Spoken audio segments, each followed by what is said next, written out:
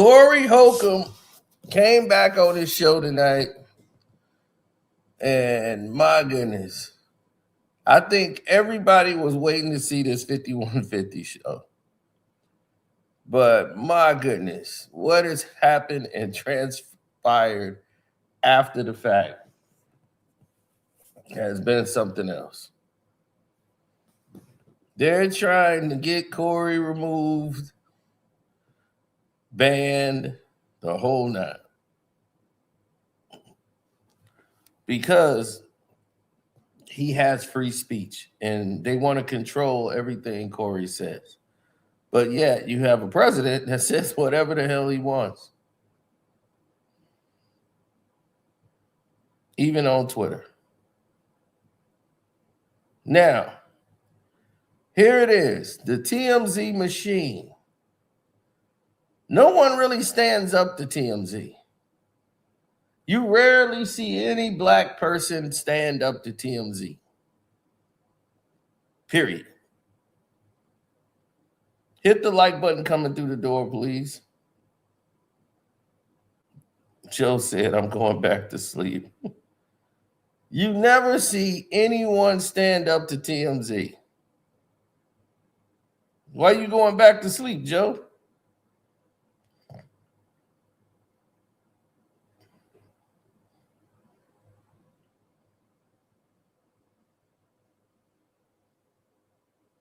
Hey, what's up? Well, there's a major problem. You see, Corey's now got lawyers involved. And he got a black lawyer that see everything that went down just 2 years prior. We spoke about it.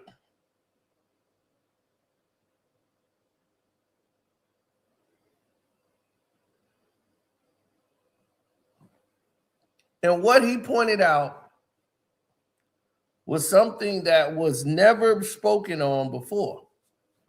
Now, what wasn't spoken on before?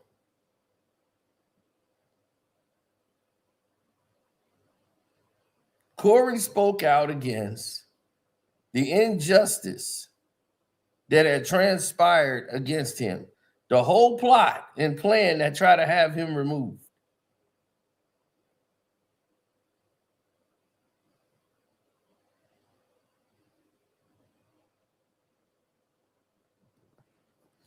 The same names that he mentioned and how they in conjunction were the same exact names I told you, right? Shawn Holley, the lawyer, the things that that person was allegedly doing behind the scenes.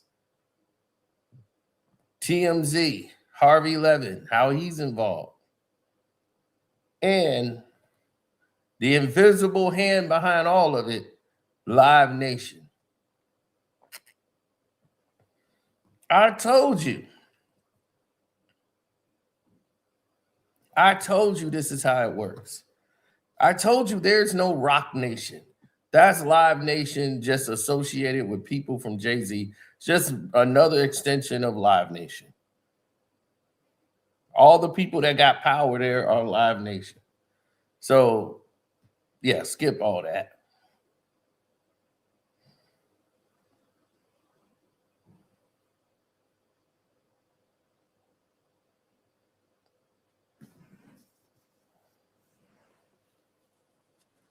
Now, TMZ knows there's public record of everything that happened and transpired.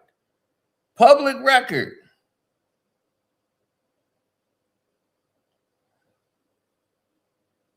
And you know what they chose to do?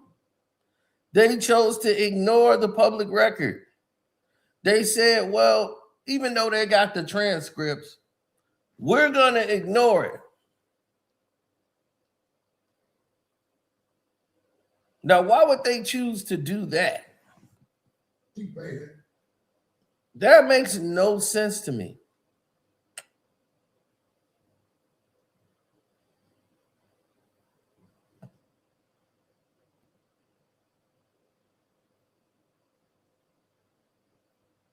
Do you know why that makes no sense to me? Because there's no reason for it.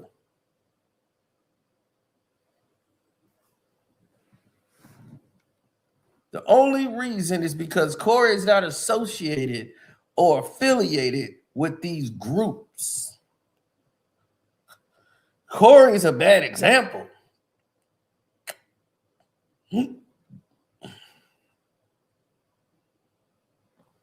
For anybody else that just so happens to be black. He's a bad example for you if you want to stand up for yourself. Corey Holcomb is a bad example.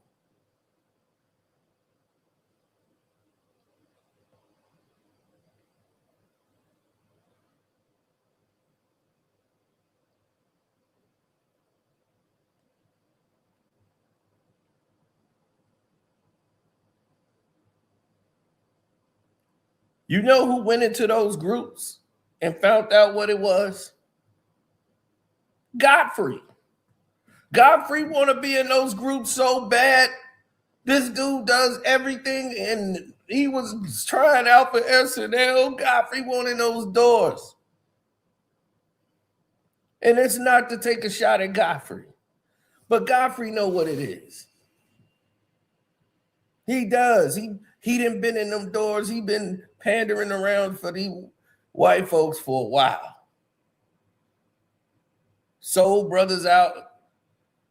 He loves working for the Jew boys. He love it.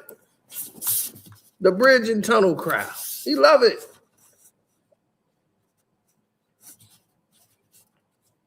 Now, I'm not saying there's something wrong with trying to be successful. And you're going to run into them. And you don't have to work with them.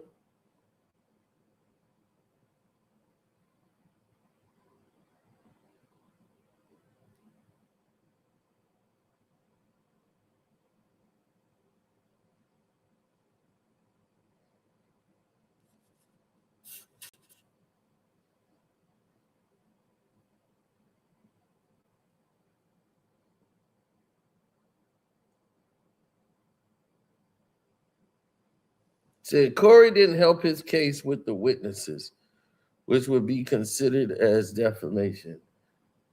I don't understand why you mean, like, what would... I don't understand what you mean, like, it wouldn't help himself, or...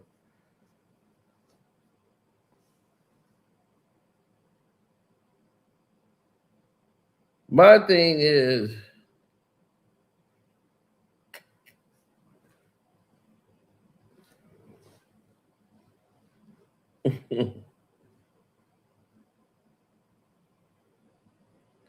I don't understand what you mean.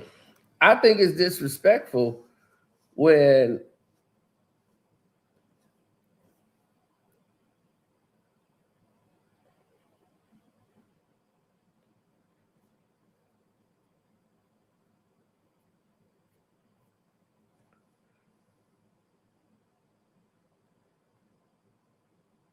well, for me, it's extremely disrespectful when you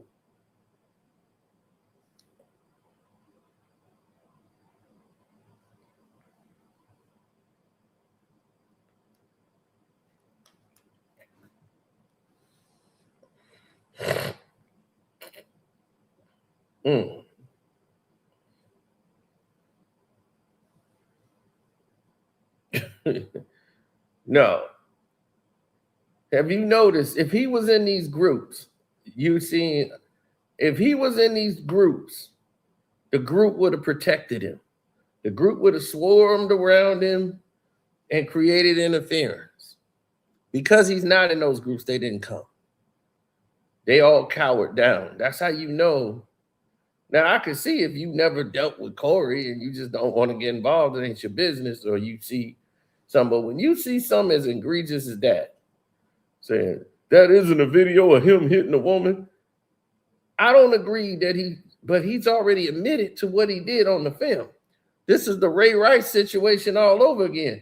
If Ray Rice said, this is what I did, and you punished him and gave him 2 games, then when the tape come out, you want to ban him. You can't do that. That's double jeopardy. He told you everything that he did that day, but they're not telling what they've done. and what they're trying to do and what this woman is trying to do.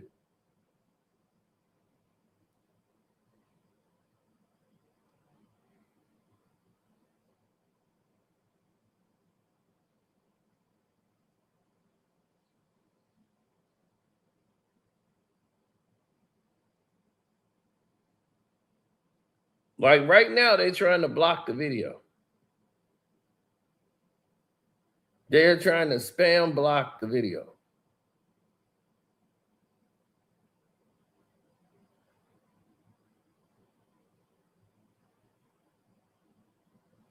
Why would they want to do that?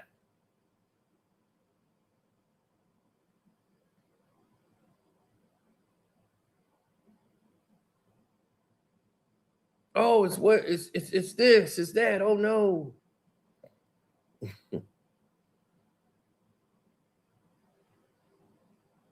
No.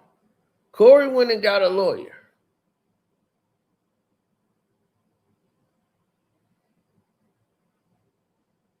What's up, big bro?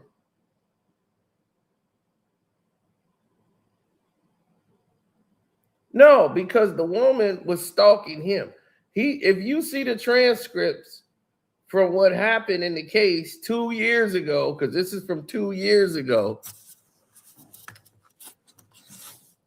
then you will understand what's going on.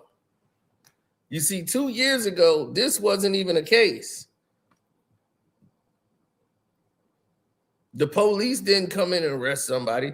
They had the tape. They could have easily went back and got him arrested 2 years ago.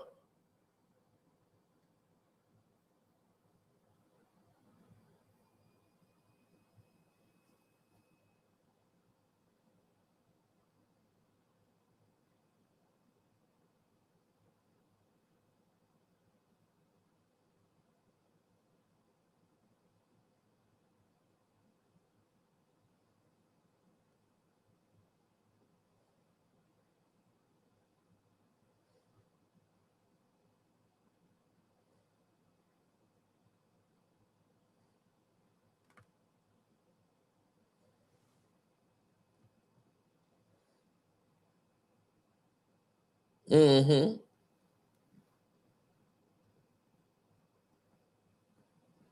Now, I told y'all, it's like trying to put a remix out for a song that was 2 years ago. They already have everything that happened in court in the transcripts. TMZ, Harvey Levin is a former prosecutor. Okay, when he was a lawyer, he was a prosecuting lawyer, not a defendant. He was a prosecuting lawyer. So what he decided to do was to go out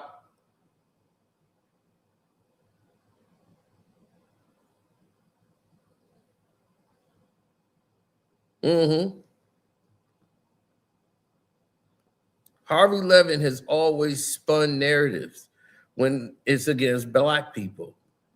That's what he does. He spun the narrative against Diddy. Sean Diddy Combs, he's spinning the narrative. But when they mention Jay-Z in a connection with Rock Nation, you see how he backed down. TMZ didn't go out and deep into the Jay-Z connection when that lawsuit was out. They were slightly stepping around it because they know they're in connection with Live Nation and Rock Nation.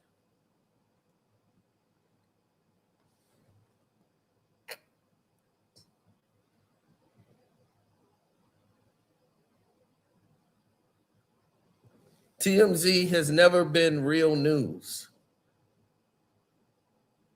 Like Corey lawyers say, they pay for stories. They offered me money back in 2000 and I want to say 2007. Yeah, 2007. They offered me money for a photograph that I had of Jim Lampley and his 19-year-old girlfriend.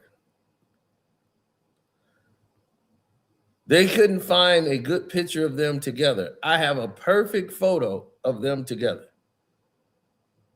There was none on record because they were hardly seen together. I thought it was his daughter. And he was leaving the boxing event. And he had her like in a room, like hidden off, and he was getting ready to exit. And as he was exiting, he opened the door and just pulled her out of the room. And then they were getting ready to leave and walk out together. And I was like, hey, Lamb, what's up, Lamb? And as he was leaving, and he smiles. And I took the picture, and the girl, she got her head down, and she's like, oh, like we got busted. But he's like, oh, well, this isn't going anywhere. And then all of a sudden, a month later, him and that girl has a New Year's meltdown as he gets high.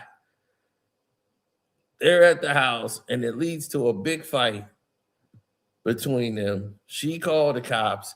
He gets arrested. He goes to jail, comes back out of jail. They say, all right, don't go back to the house. First thing he does is go back to the house. The detectives were still there investigating. He comes walking in the house. They were like, wait a minute. What are you doing here? He's like, didn't they tell you not to come to the house? He's like, yeah, but I just wanted to get some stuff. And he got arrested again. Right after he got out of jail, he went right back and did the very thing they told him not to do. And he went right back to jail.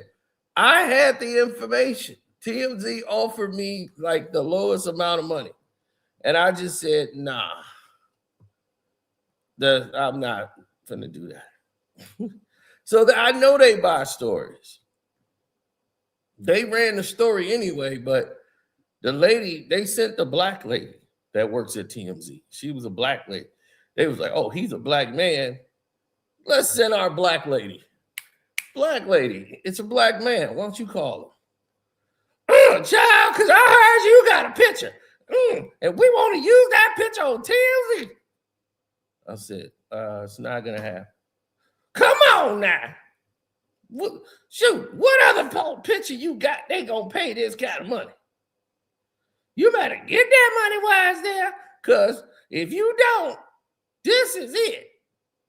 I said, I'm good.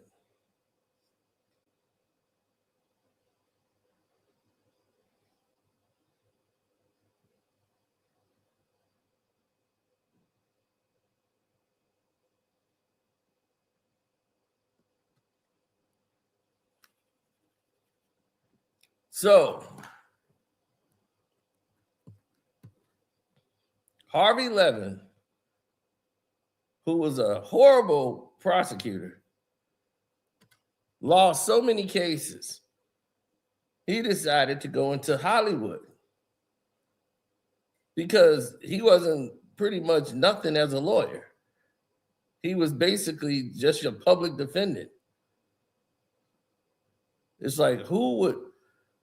Harvey Levin's trying to defend your case. Have you heard Harvey Levin try to defend a case? You don't believe anything he's saying. He sounds fake.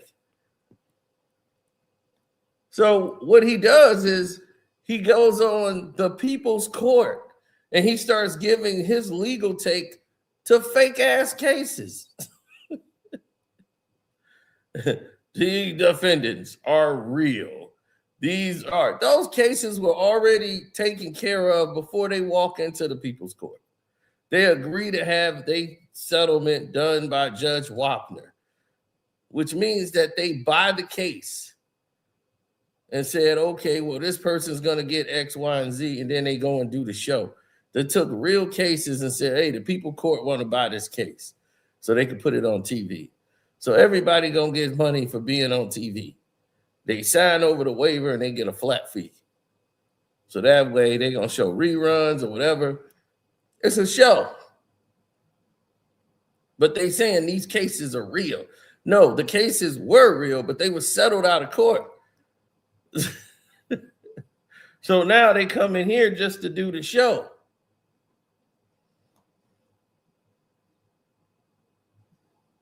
Yeah, most of them say, all right, you got to waive the case, and then we're going to go do it on the People's Court on TV. So the People's Court became a big thing. The People's Court. And Harvey Levin used to interview people out there. Hi, I'm Harvey Levin. So Harvey used to go and interview people outside because he wanted to be in Hollywood. And let's not forget, he with that rainbow crew, them Skittles people. So you with the Skittles crew, you tasting the rainbow every night. That's why you trying to sabotage this video. Because you already know what's going on.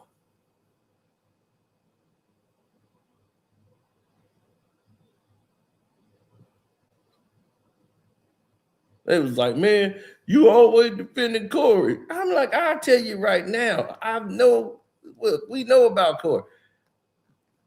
In real life, man, Corey don't care about girl, woman, child, boy, girl, woman, man, child, dog, cat. Anybody can get it, an ass whooping when they violate. I know people like that. A woman keyed up this man's car, flattened his tires, put his Jordans in the microwave. I've seen it all. Just because they thought he was out doing something.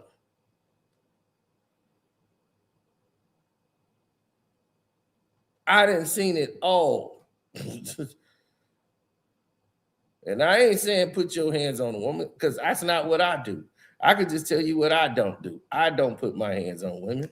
But women also shouldn't be vandalizing people's properties, which is a crime. Shouldn't be putting your hands on your man, which is a problem. Yeah, I already told that story. She put the Jordans in the microwave. I said, who the hell would put Jordans in a microwave? Like, what is wrong with you? All because she found an open condom wrapper under his bed. She don't live there. He lives with his cousin. And it was his cousin. It wasn't even him. And she poured water on his Xbox. She put his Jordans in the microwave. And any woman that I know, if my buddy was there, she'd have been thrown off that third floor apartment. She'd have been thrown out of the window. And I couldn't say, hey, I don't understand. I mean, if he wasn't away in his car,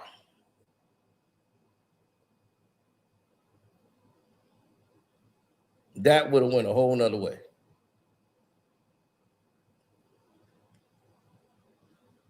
She'd have towed the car up.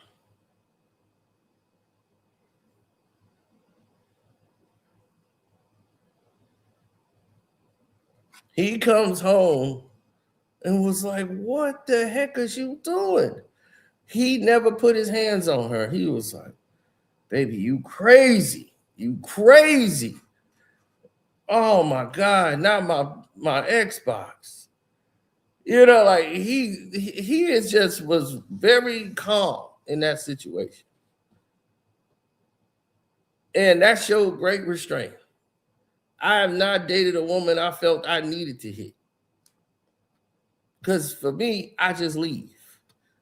Like, leave the entire relationship. Thank you for showing me I don't need to be here.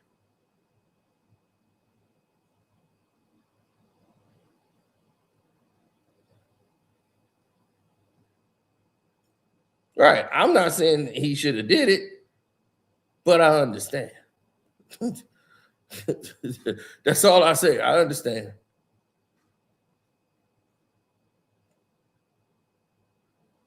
Nobody should hit anybody. We all know that. Keep your hands to yourself. Men and women alike. Women got a habit of thinking they could just hit men. Like, I mean, that's assault. He don't want to be hit just like you don't want to be hit. Some women believe like they your mama and they can just do anything. It's like, wait, hold on. You my girl, not my mama.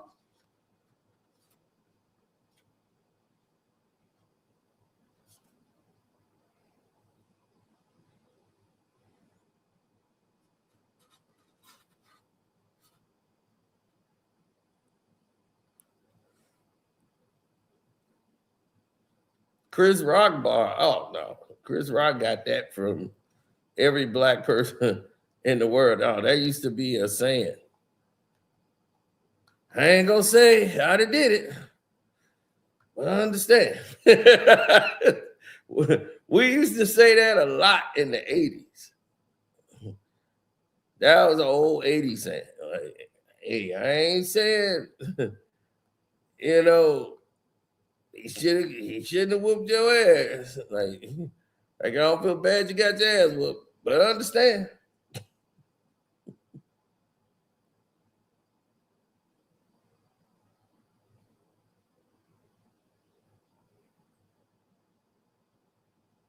Oh, you talking about when he said that with OJ?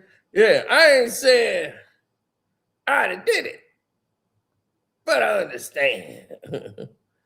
All right. We used to say that a lot in the 80s, but I understand. It might be older than the 80s.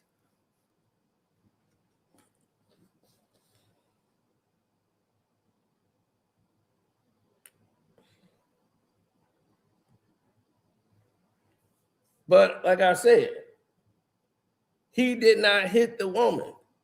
See, TMZ paused it to try to make it look like he rocked it. If Corey Holcomb was punching that woman, as I told you, she would have dropped.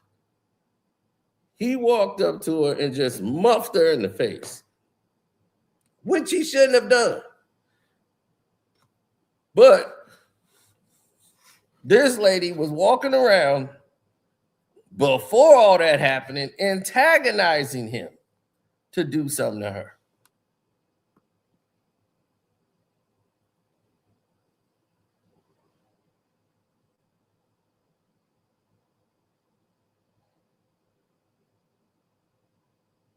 So now he got a black lawyer that's handling the situation. So he went and got a brother man, and brother man see the transcripts of all what was said in court about that same incident and said, oh, this was a misunderstanding that went crazy. So now this black man who saw what was happening to Corey in the case want to know why TMZ didn't do their due diligence and look at the transcripts before they went on air and just brought the case out and brought a woman up there and telling her side of the story to a tape. That's reckless. Now they're like, oh, well, you could do a legal proceeding. Because when people see stuff on TMZ, they just believe it.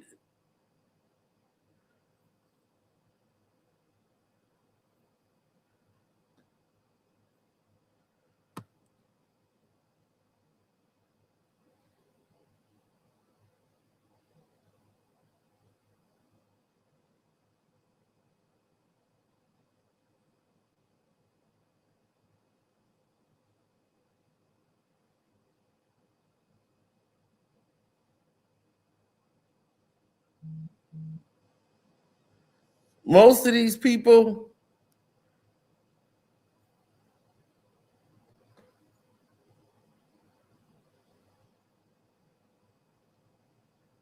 yeah, most of them don't understand what happened.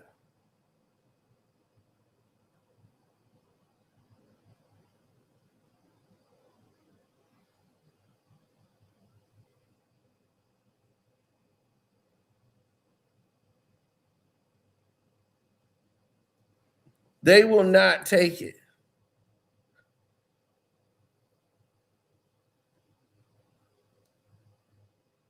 Oh, hell no. Corey ain't worried about that. Corey is worried about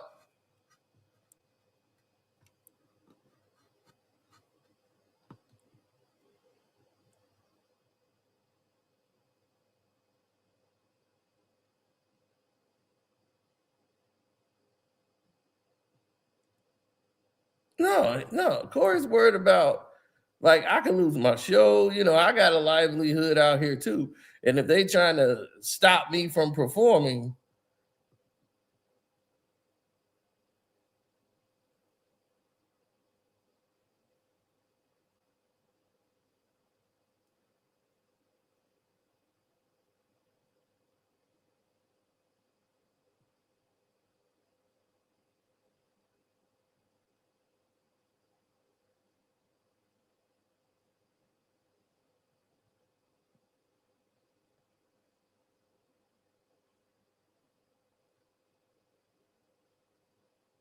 no, come on now.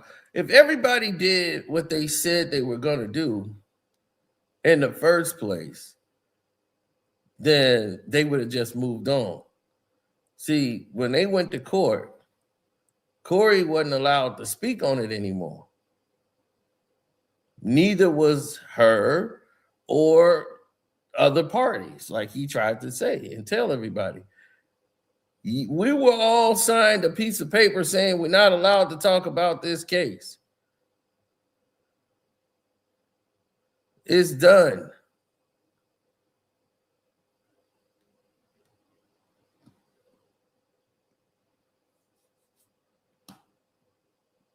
And now what are they doing? Bringing up the tape, talking about the case, and trying to change the narrative.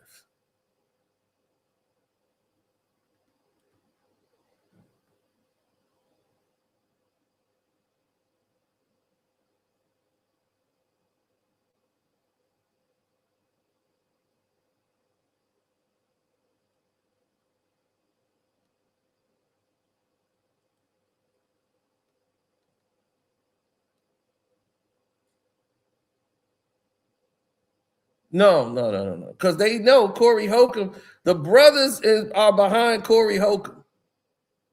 They behind Corey. Corey moves the needle because he got the brothers. People, when Corey go to a show, you know who in the house? The brothers. The brothers are there, and this is worldwide. This ain't just Chicago. He ain't no local comedian. When Corey go anywhere, he can be in Hartford, Connecticut. He can be in Maine. When Corey Holcomb is going to be on the bill, they come in droves.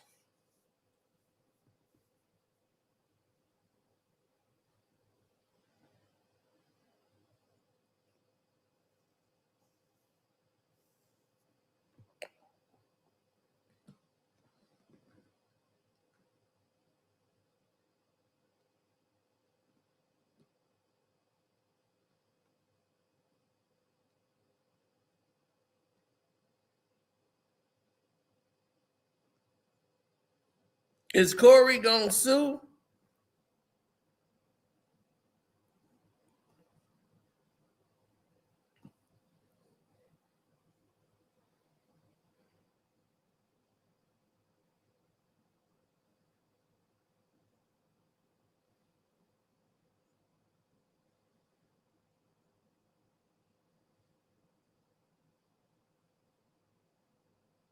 That's what I'm saying. Is Corey Holcomb gonna sue?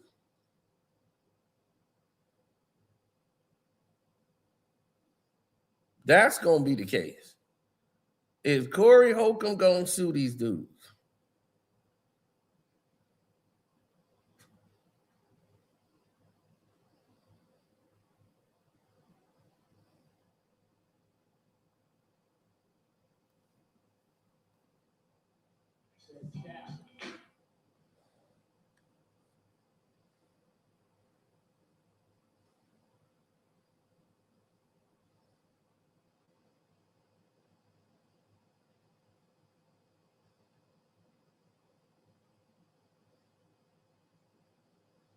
Man, these dudes had no imagination back in the day. They were completely lost. They got lost in the shovel. You know why? Because Live Nation put on these comedy shows and they want to promote and push the people that they want. They want people like Harrison Burris, to represent and be the comedy. They want Gerard Carmichael. They want people like that to be representing black comedy. They're like, well, why don't there black people like Gerard Carmichael? Then he comes out like, maybe if we came out, that'd do it. And that didn't happen.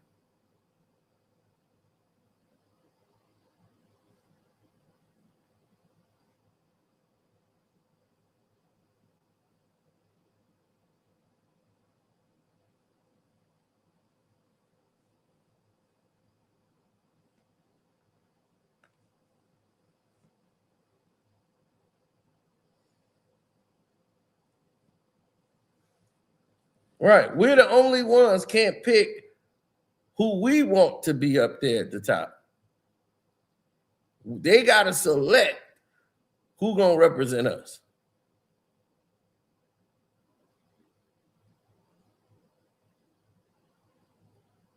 How crazy is that?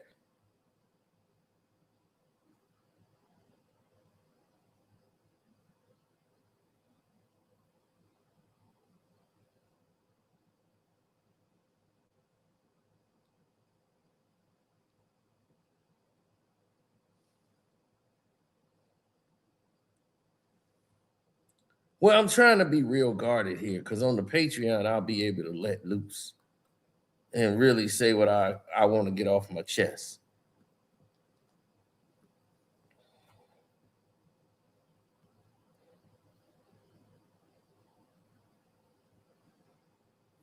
No, TMZ is not suing Corey Holcomb. Corey Holcomb should sue TMZ.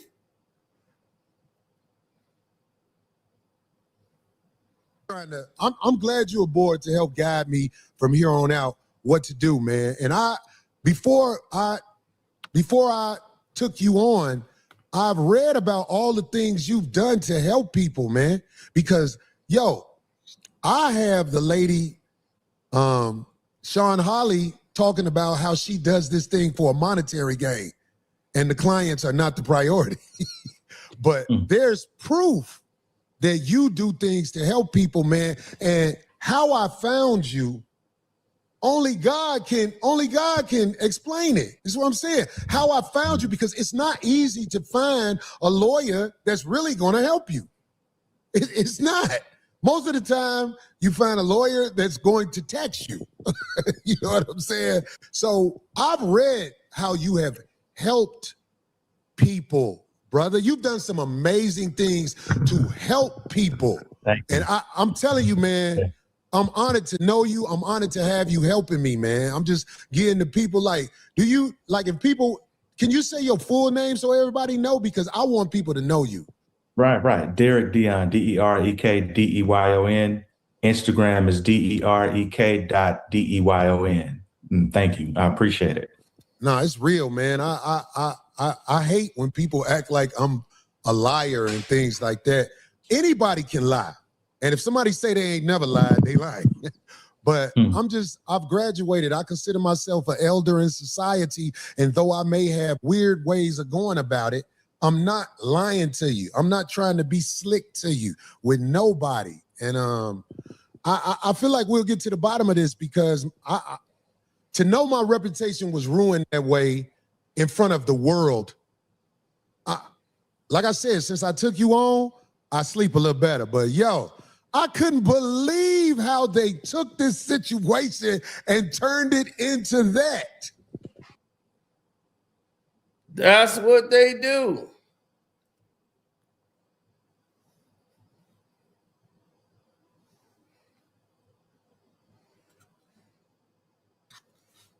Oh, I saw the shirt, Tracy. Tracy, I saw the shirt. We're going to get to that. Now,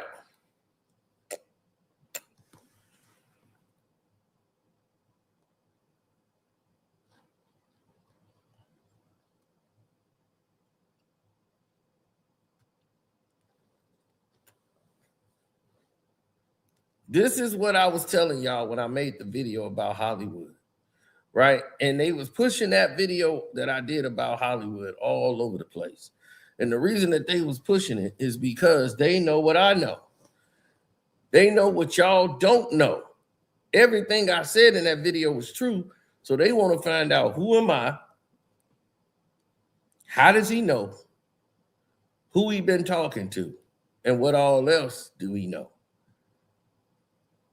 So we got to screen his videos. We're going to slow down the reach. But I want that video going viral. I want it traveling places.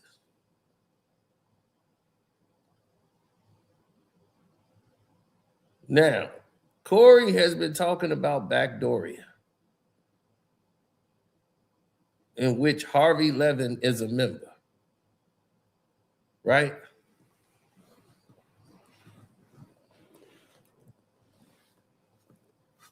And then I tell you, they was going to use Anton as the distraction, and everybody going to be, oh, that's because of Anton. Anton's doing this. He just going to take credit for it. This got nothing to do with him. They just needed somebody to be the smoking gun where all the attention will be on him.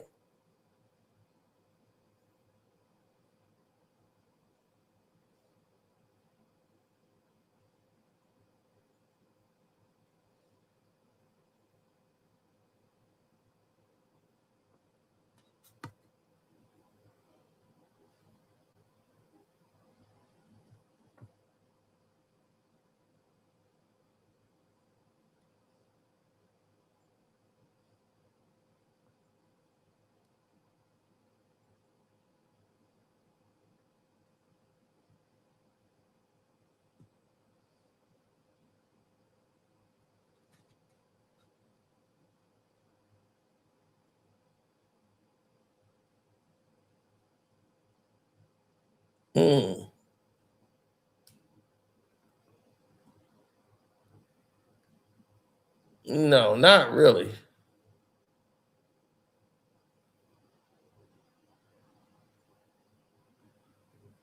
Oh, when I did the split video earlier, yeah, a lot of people had something to say when I did that. Because in their mind, that's where they wanted to go.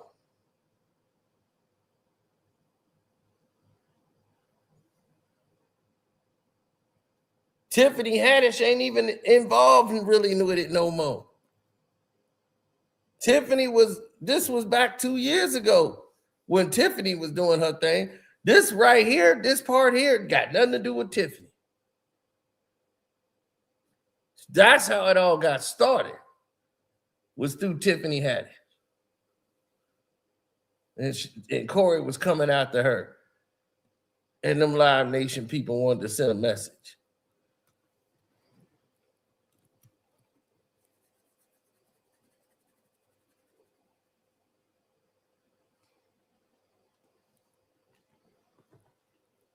Yeah, that's where the whole root of this thing was coming from. And Kevin Hart. Who owned Tiffany? Kevin Hart owned her before he passed her over to the white boys. Then they started talking about her success, how she came to be a star. How did she come to be a star?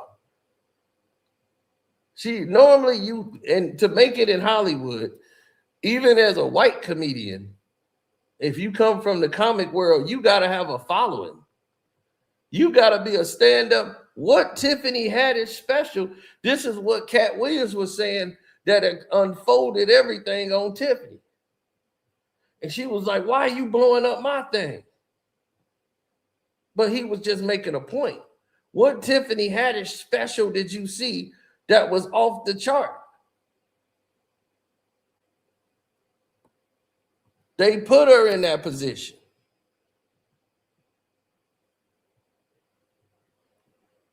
No, it wasn't even about her being funny. Let's say she was funny, right? She didn't have a special. Normally, you had to have a special. Chris Rock had to do Bring the Pain. And damn, what's his name? Bigger and Blacker. He had to be the biggest comic in the world to get in the movies. And he had already done movies. He had already done CB4 and all that. But normally you got to be funny. You got to have tore the house down.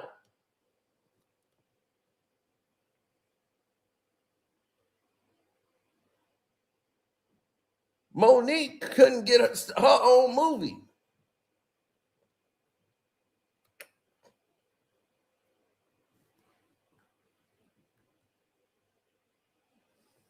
Some more been tearing down comedy clubs for years. Couldn't get into Hollywood.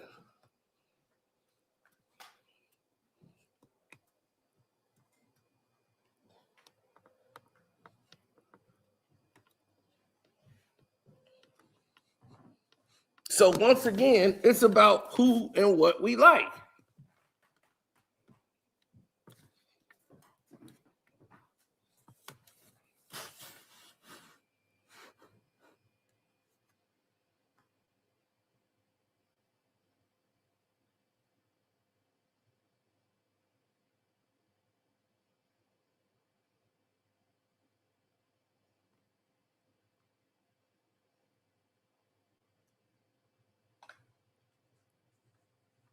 Now, Tiffany Haddish, I'm going to tell y'all how Tiffany Haddish got into Hollywood, y'all.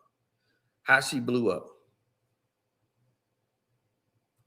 And you don't have to be on my Patreon to get it. Tiffany Haddish head game is immaculate. What Lil Kim say? It just sucked cock just to get to the top. I put 100% in everything I drop. That's how she came up.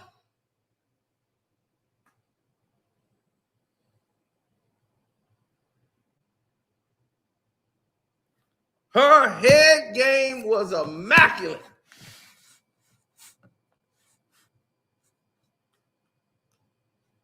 She was sucking dudes in the comas.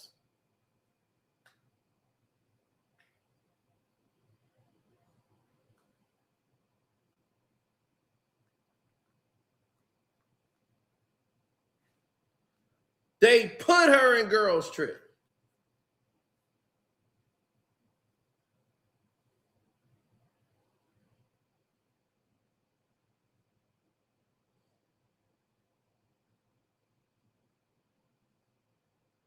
Might be foul, but the truth is foul. That's why they ain't gonna do no coming up story where Tiffany just had this great stand-up.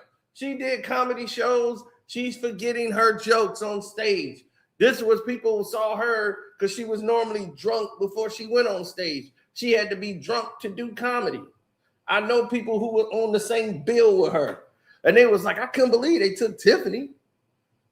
And when I saw her on the poster for Girls Trip, I was like, that's Tiffany Haddish. Like, okay, maybe it's a small role, but they got her up there with Jada Pinkett Smith and Queen Latifah and all them. Like, how the hell this happen?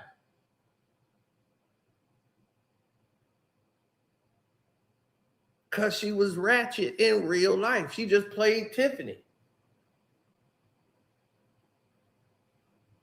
All that stuff she do with her tongue and all that, she is a little freak monster for real.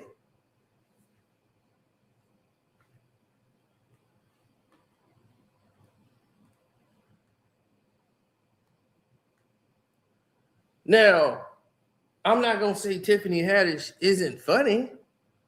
Like, she said some lines that was funny in movies, but you can write for somebody like that and give them jokes.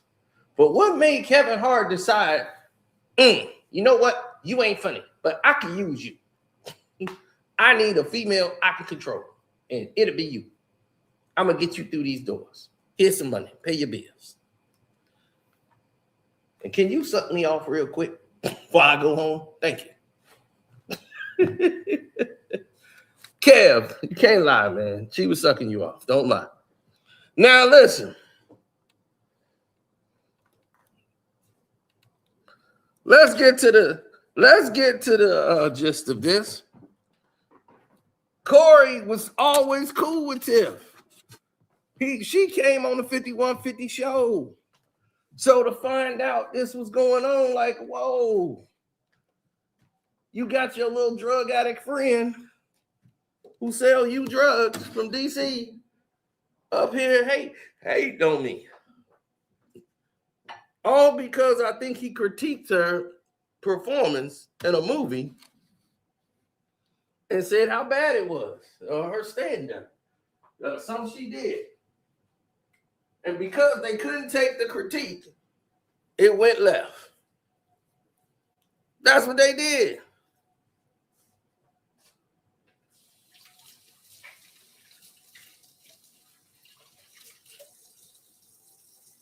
Why do you think Tiffany can't keep a man?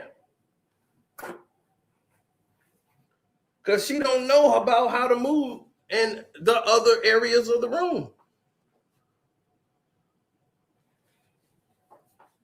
When she filmed that movie with Common that nobody saw, The Kitchen, which was a good movie.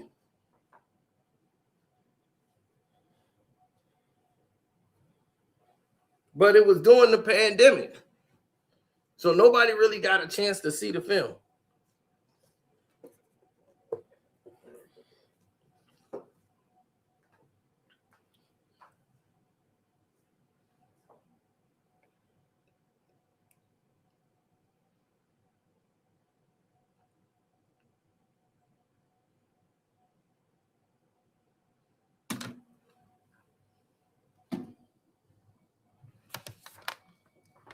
So now you don't have to see a comedy special with Tiffany Haddish.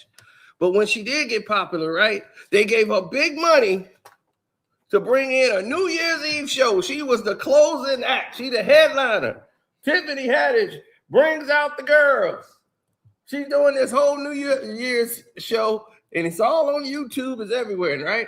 She goes out on stage, and by the time it's her time to do her set, she's so drunk. She done forgot every joke she was supposed to do. She got the best writers in the game writing her whole set. She had her jokes memorized, but she's sitting over there been drinking all night. She come out there tipsy, drunk. Hey, yeah. And people like, man, what is this? And you've been in Chicago? Oh, God. I told you, every comedian will tell you Chicago is the roughest place to ever do comedy. You make it in Chicago, you can go anywhere. We are brutal.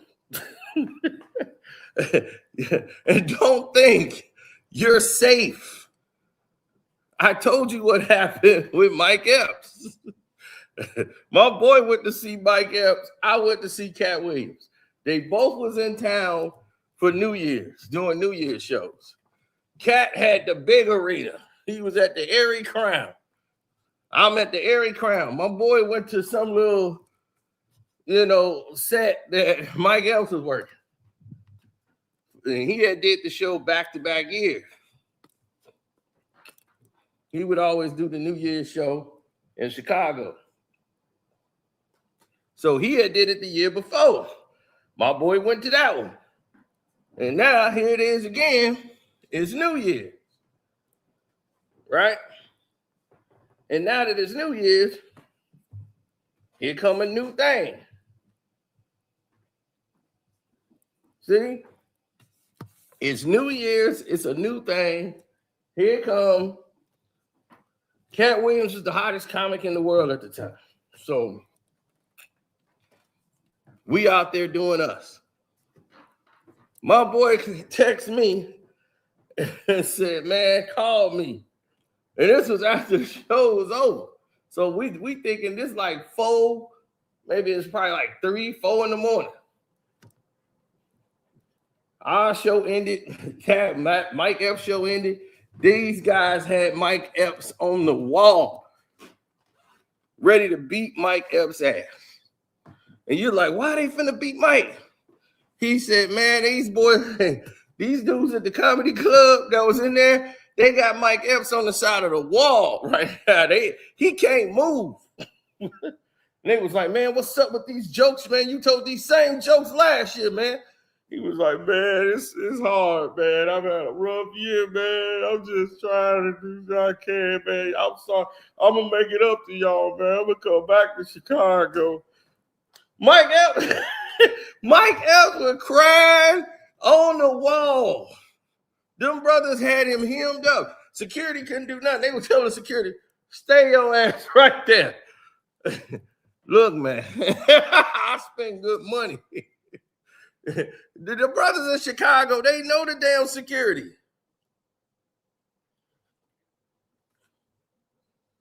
Yes, they do. They got all these people food because they beat the Kings. They ain't played nobody.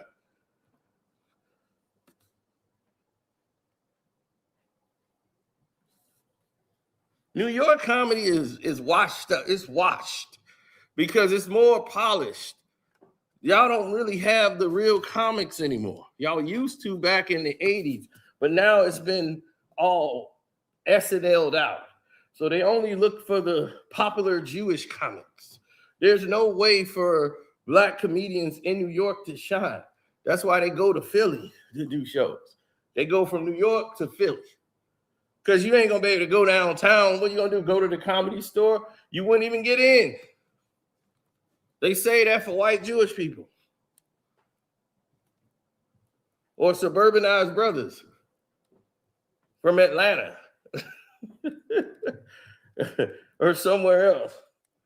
They come in with his white Jewish friends. Like I told you, the comedy world has changed dramatically. They implant people in front of you.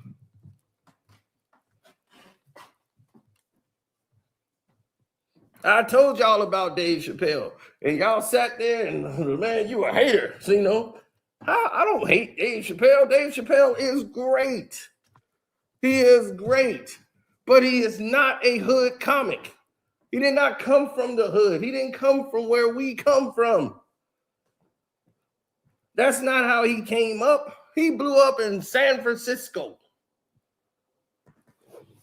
hanging out with his white friends. That's who Dave was. Dave wasn't on the black cards with everybody else.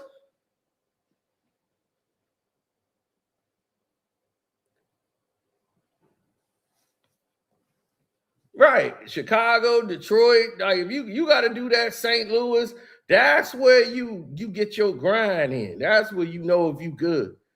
Milwaukee, you do that run, that Midwest run. That's when you find out how good you really are as a comic. Bernie Mac, Chicago. Nothing he couldn't do.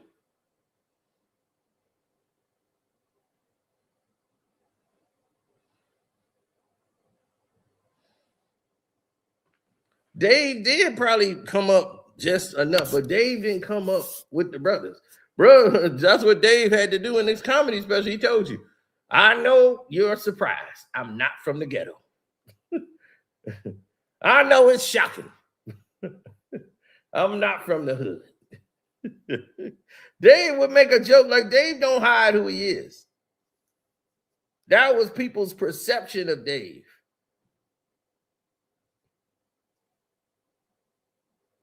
Dave came from education, reading books, knowledge, but he was mostly hanging out with suburbanized white people doing skits and comedy. That's why when I first saw Dave Chappelle stand up, he was not funny. He wasn't funny at all. But he was a great storyteller. And I said, he would do better in sketch comedy. I think he would do better in sketch. I was just sitting there watching, and they had all these comedians go up, and Dave was just not funny. None of his jokes were too long, and he didn't have enough time to really get them all off. And I'm just like, he would probably be better in sketch comedy. That was, okay, it was a good story, but punchline reward wasn't that great, and it just wasn't going anywhere. So I was just like, it was a funny story because I'm picturing it all in my head as he's telling it. So I was like, I can get where the joke would be, but it's just not that funny when it landed. So, and he had a short set. Dave is somebody that need an hour to tell 3 jokes. Dave could do a whole show with 3 jokes. But I saw it then. Then he had the Killing Me Softly special. And nobody liked it on HBO. They watched it and ignored it. I'm the only one that watched it and said, this was kind of funny. I was like, it was interesting. I was like, everybody was Chris Rocked out by then. It was rock. So they all Chris Rock crazy. So when that laid out right there in front of you, I'm gonna tell you, when that happened, it was crickets. HBO didn't even want to do nothing with him. No more. After that one special, they said, well, we kind of didn't make any money. So we're not going to do anything with Dave Chappelle. Well, we gave him a shot. So the HBO shot is come and gone. He goes, and that's funny you said A.J. Johnson, because I'm going to tell you what happened with A.J. Johnson. A.J. Johnson was one of the comedians who told Dave Chappelle, and he was telling everybody who was there, he was like, Dave Chappelle, man, I be trying to tell him, man. I tried to tell him. When we was out in Cleveland, and he from Cleveland, and I told him, I said, man, be from Cleveland. You trying to be a Californian too much. You need to learn how to be from Cleveland. Be from your hometown. Bring that essence out. It's got to be something about your hometown that you could bring out that the rest of us don't know nothing about. Be from Cleveland. That's what he told him. Be from Cleveland.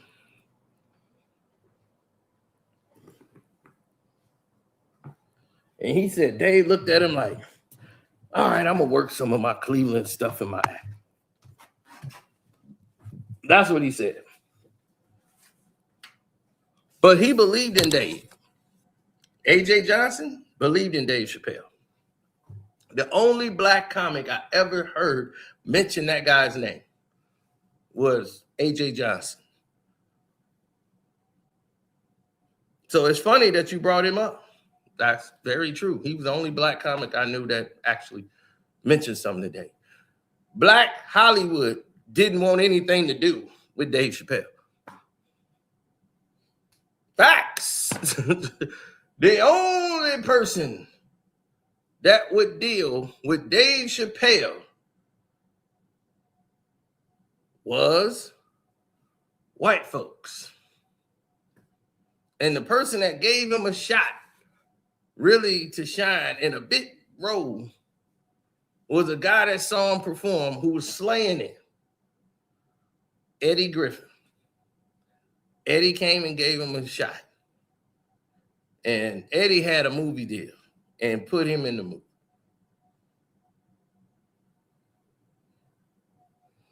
Dave Chappelle had a movie deal before even slaying it in comedy.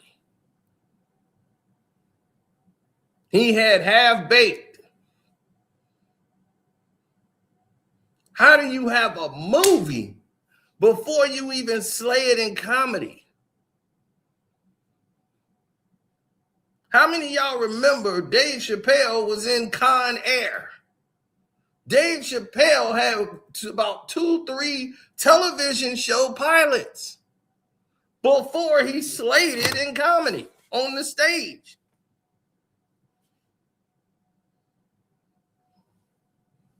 So yes, they tried to make Dave Chappelle and plant him as the black comic for black people.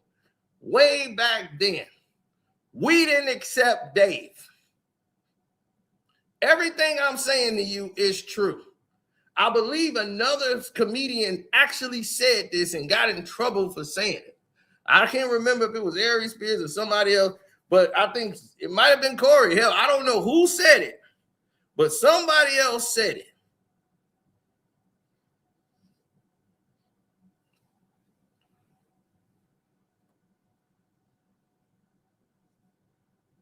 Eddie Murphy saw Dave Chappelle and said, you would be good in this role. But he told Dave Chappelle when he saw him, he said, you need to write. He told him he needed to write. He heard his jokes and knew Dave Chappelle wasn't right, didn't write it. And told him, you need to write. He told him, he said, you know what your situation is? You need to write. He's like, what? You need to write. He said, if you write, it will come off a lot better. And that's how they came up with Reggie. And he was shocked that Eddie could see that he wasn't writing. He was just doing the jokes and working them while he was on stage. He wasn't writing at that time. When Ed saw him and do his show, he was just doing stuff just fresh. You know, just coming up with stuff and then make it funny in his head and then spit it out. And Ed knew and said, you need to write. He told him, he said, you good, but you need to write. And he thought of a good part for him. He said, I got a good part for him. This is a comedian named Reggie and all that. So they came up with the Reggie, what Reggie should look like with the buck teeth and everything. And Dave Chappelle was able to play a character. He was real good at character acting. So that's where it went to his, now it's time for Reggie to kick your ass. So that's how that went, right? Then he crushed it in Blue Street. He started having better stand-ups. Now he's the black comedian. And Undercover Brother, Eddie Griffin gave him a shot. Like I told you, people then were starting, the brothers were starting to see Dave Chappelle now as the black, as Brother Dave. So now he starts doing the Dave Chappelle show. Chappelle show came on. That was for white folks. That's on Comedy Central. It's not black. Comedy Central had nothing to do with us. They were all white people that couldn't get on Saturday Night Live. So now Comedy Central comes up with the Chappelle show because they had the Chris Rock show on HBO. HBO don't want nothing to do with Dave. So now you got the Comedy Central come, Chappelle show.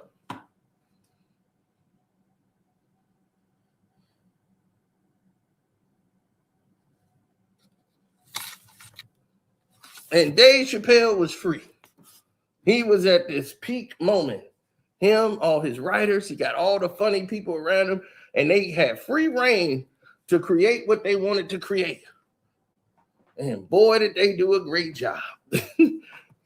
They slayed the first season. Then the second season, they knocked that even further out the park.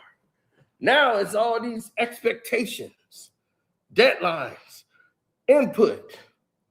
A show they didn't even care about, now they're giving input. Because it's the largest show in the world. And they talking about, he's got a $50 million deal.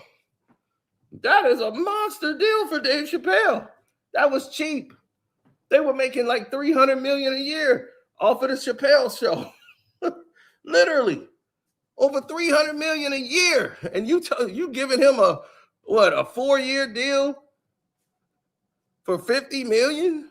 It's terrible. It's low money.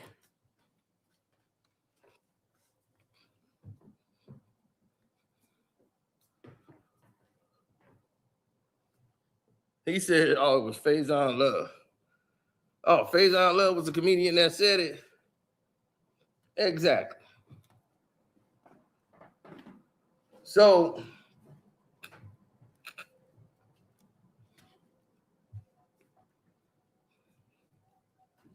As I tried to tell you, took you the long route to build you all the way up to let you know brothers wasn't dealing with Dave Chappelle like that. They just weren't. I saw Dave's Killing Me Softly. Ever since the Chappelle show, you know what people did?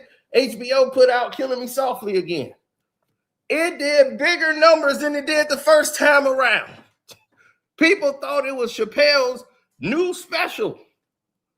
And they watched it, and you know what they did? Oh my God, Dave Chappelle is hilarious. I said, wow, this was out 10 years ago. I'm like, this was out like 10 years ago. What are you talking about? Did you see? People were coming up to me asking me, did I see it? Did you see this Dave Chappelle's comedy thing? It's his new special. I'm like, that's not new. That's like 10 years old.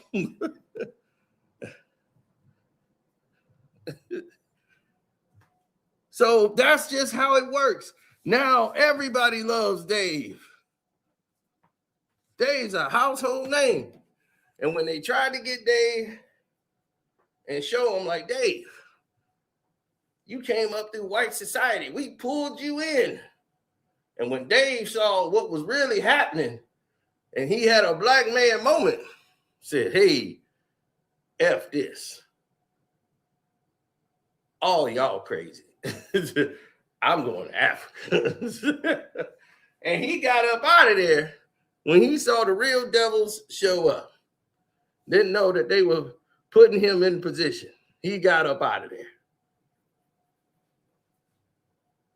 Meanwhile, Corey Holcomb was doing comedy all this time, slaying it in the clubs.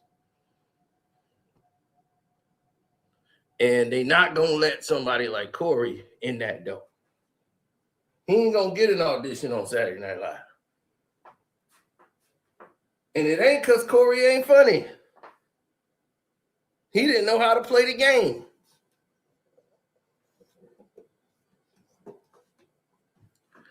He knew how to play the game.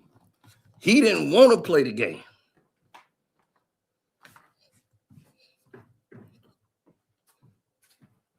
So when he hired this brother to do what he did,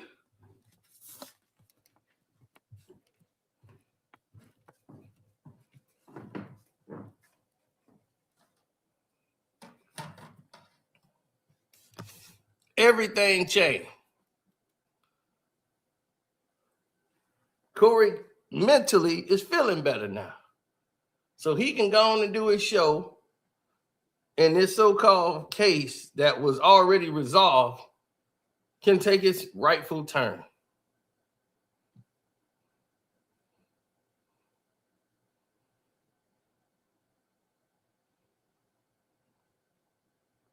Now, as that was over, And Craig, don't you have a productive week and a new son? Yeah, man, I'm blessed. You don't have time Yeah, I don't have time for none for of that. fades. But there's people, for people who don't have health insurance. I don't mean it in that way. But if it happened to happen, I mean this. It's niggas who have cartoon minds in this world that believe everything they see as they see it. that's a true statement, Craig. People got cartoon minds. They believe everything they see as it's presented to them. That is 100% factual. We have seen that countless times. People believe stuff exactly how it is presented. That's how they get down. The way it's presented to them, that's how they decide if they believe it or not. It was on the news. It must be true. Which is why that video was sped up. Which one? The video with old girl was sped up a little bit. You know what I'm saying? A little bit faster so it looked a little crazier. You know what I'm saying? So you got all these little manipulation tactics and shit going on.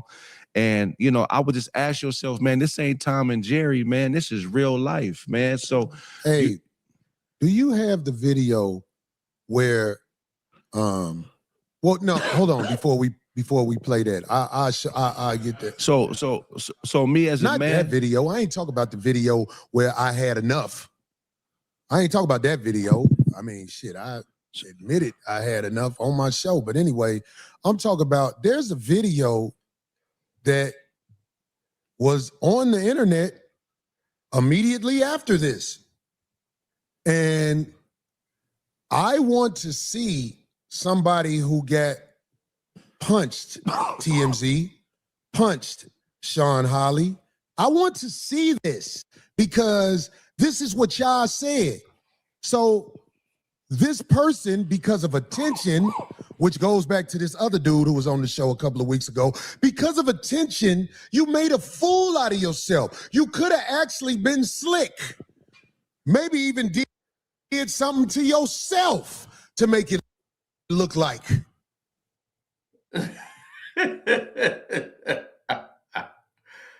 Yep. But when you're aware of sabotage, and some people, like I said, I'm aware of sabotage. I know when sabotage is done.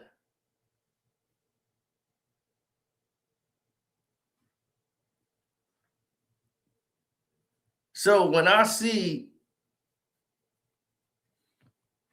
things and narratives and people playing in people's face and doing stuff that they don't normally do,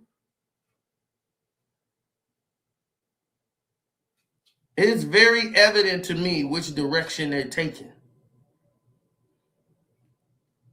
Like people say they taking a route less traveled by. When they say that, that means they getting ready to sell everybody out. I'm taking a route less traveled by. Meaning I'm finna sell you Negroes out. And I don't care who don't like it.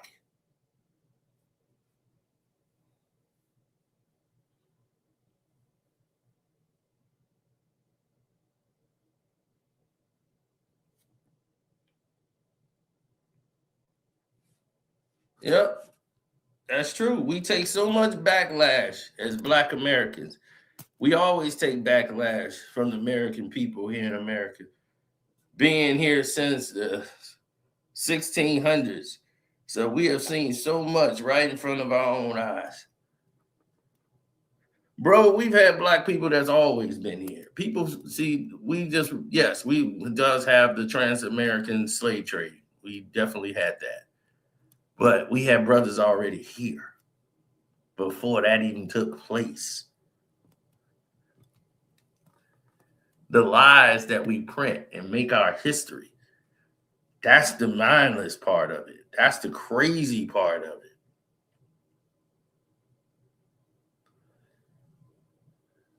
That's what makes it weird.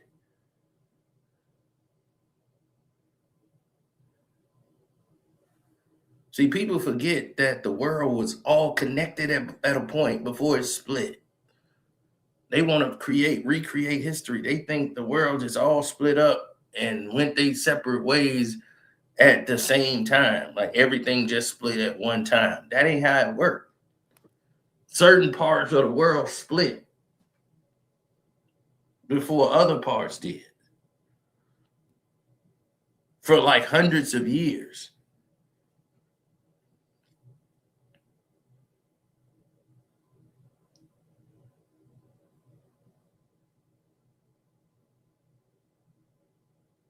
Mm-hmm. When this area that we live in North America was called Atlantis, when it was connected to other places. Now, we'll be going way into history that they didn't even print. But yeah, it wasn't the United States.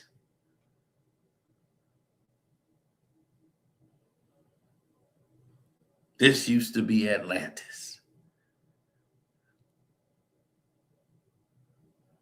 But we'll go into a lot of that stuff. Africa wasn't Africa. Okay. Africanus conquered Africa and named it after him. All of that was Persia.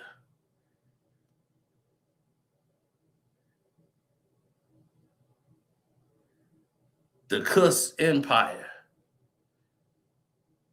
The Kush ran everything. So you got to be able to understand that our history goes back like a millennium. Like, whew, we're talking millions of years. That's how far our lineage and history goes back, millions. You can look it up. How far do black people existence goes back? And then you go look up everybody else's existence on this earth and see how far they go back and say, well, damn, we are the original man. No wonder why they hate us. You only hate people that you feel is a threat to you because you feel that they're better.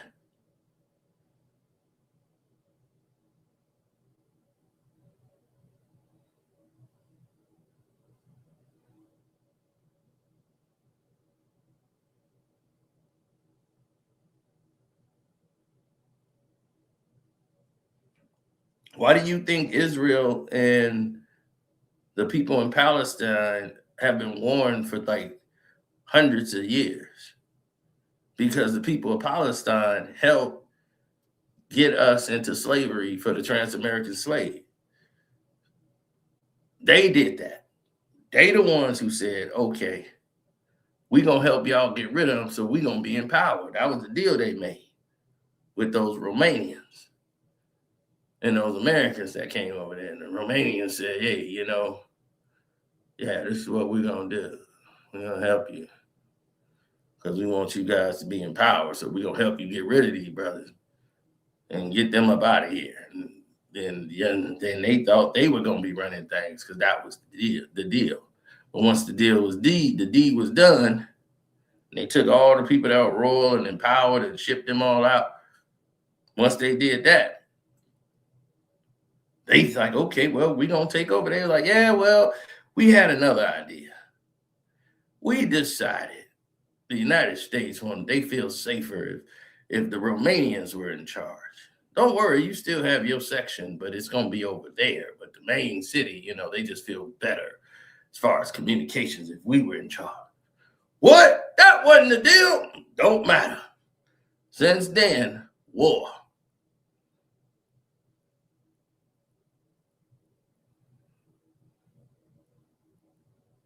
They got betrayed by the people that they helped betray us, the original people of Israel. So now, the occupiers of Israel are there from Romania, which is not part of that area. And look where it's at. Look where it's at. Didn't the God tell you in the Bible that there was always going to be war in Israel till the original people come back? He told you this was going to happen. Until the original people of Israel return home, there will always be war and conflict in Israel.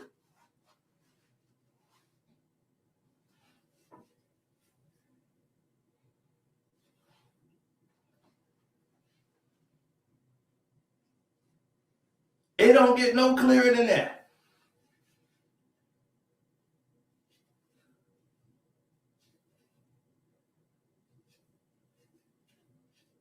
That's that talk they don't want you to hear.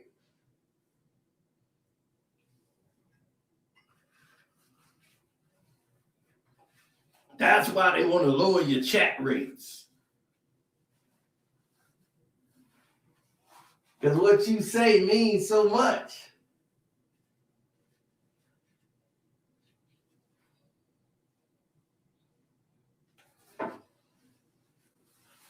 They don't care about nothing like that.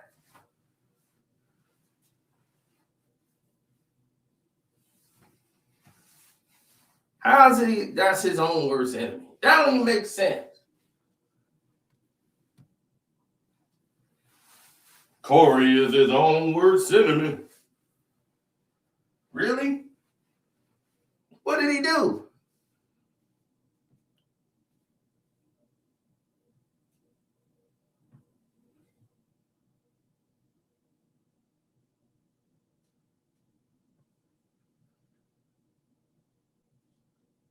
I did something diabolical, but because you wasn't smart enough and you wanted some attention so bad, somebody was on the internet right after weird claims, and I just want people to see. I ain't living like that. If I do it, I stand on it at this age. If I do it, I stand on it at this age. I got forces of evil trying to line me up. And we ain't even finna, you know what I'm saying? It's like, I'm telling people, if you live a life that's straight up, chances are straight up good things can happen to you. I really believe that. If you live a life that's straight up. We all have temptations to do what's easy. But what's easy ain't always it, man. You know what I'm saying? Indeed. Go ahead, Darlene. I know you've been laid back. I get it. I appreciate it. You see, you got your little blue jean hat on this show. I and do. shit. I try to do a little something different, and also. Hey, Tampon. During the show, I brought up that lady who was murdered by ICE agents. And Tampon said, fuck that lady. So I made a shirt for, I hope that we get in touch with the lady who was unfortunately murdered, get in touch with her family. Because I made a shirt that I want to send everybody in her family. Because, you know, he wants to talk about everybody else's family and kids. But if somebody say something about what might be something that touches his heart, he wants to control the way war goes. Let me tell him and everybody else, you not me. You not me. But this is dedicated to dude. We got a shirt that will be up for sale. Here it is.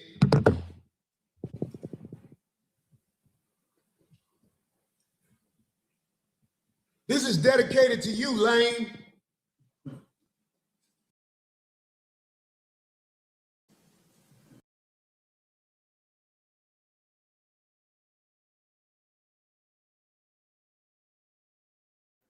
Oh my God.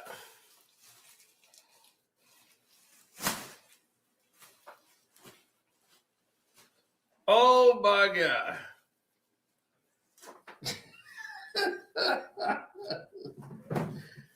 Oh my God.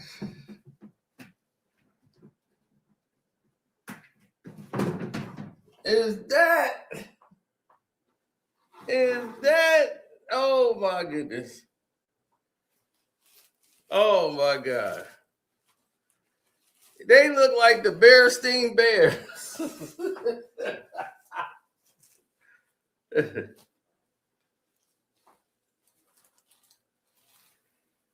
Unbelievable, man.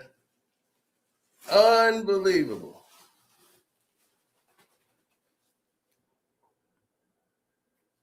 Yeah, it appears that way, Alvin. I mean, living out Adderall.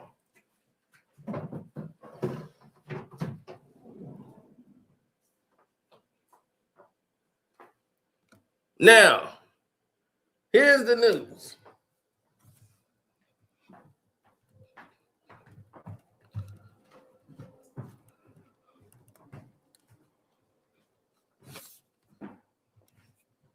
There's so much of this monkey ball-ish that's been going on. That's Mr. 1950. What's good? Yeah. What's good, brother? Yeah, I always that's why I made that split video today with Anti. That's why I put the split video up, to give people an example of just some of the personalities you see.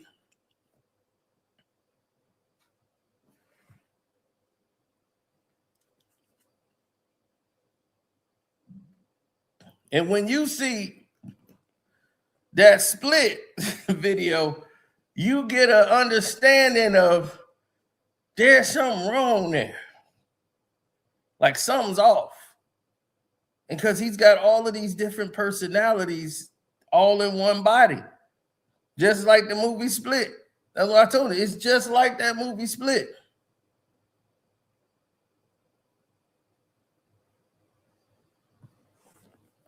Oh, Anton saw them. He watched anything with his name in it.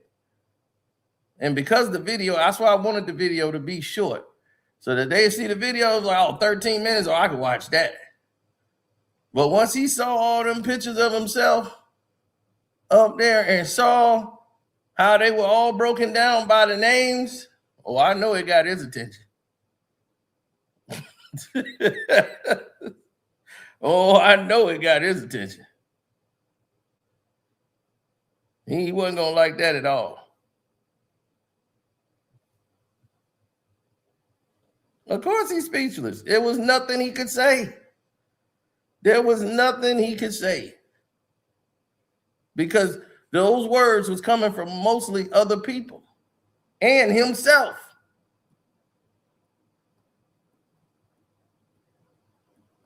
But see, what's touching him are the names. See, the general public is not going to know what those names are for those personalities. But he knows. He knows what that means. He knows somebody been doing some research on me. And I just did light work. This is so light, you have no idea. So I have no reason to go further with him.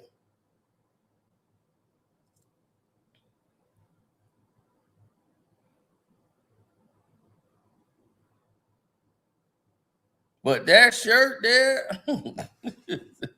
is wild. Leave my family out of this. That shirt there is wild.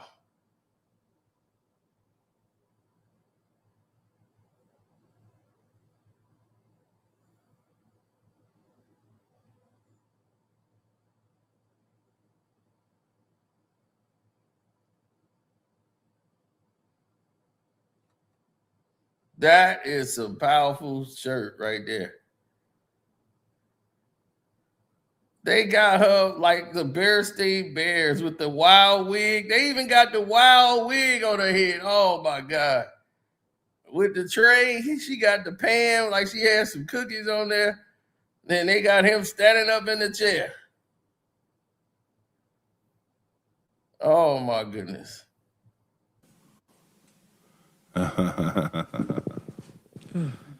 Oh, that's cool.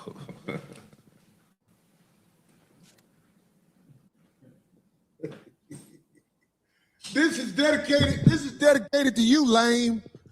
If you want me to, call me again. I'll send you one. Motherfuckers out here thinking they can control how war goes. You playing with me, I'm gonna play with you. I'm gonna play with you, man. You don't even know. I saw a video online.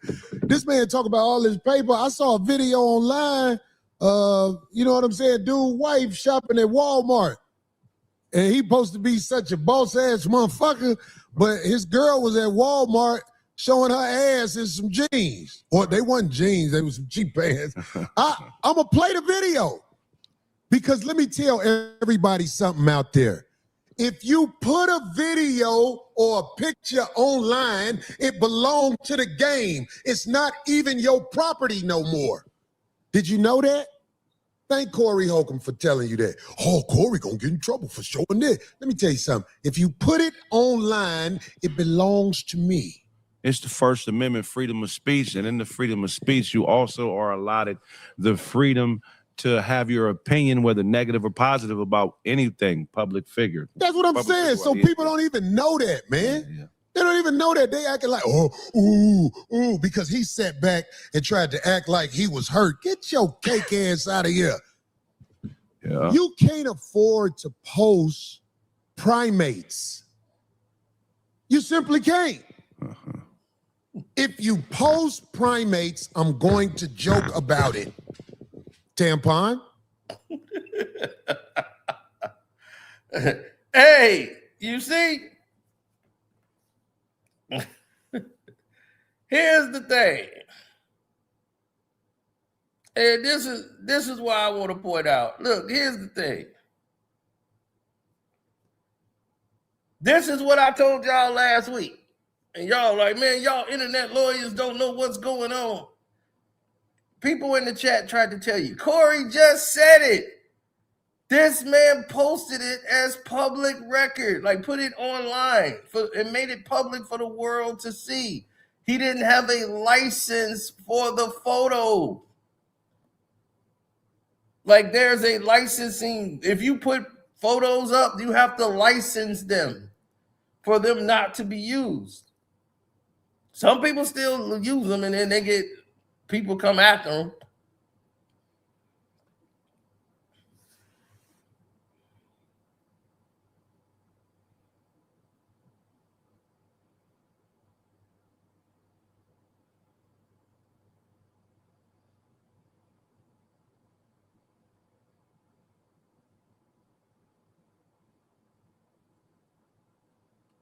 Mm-hmm.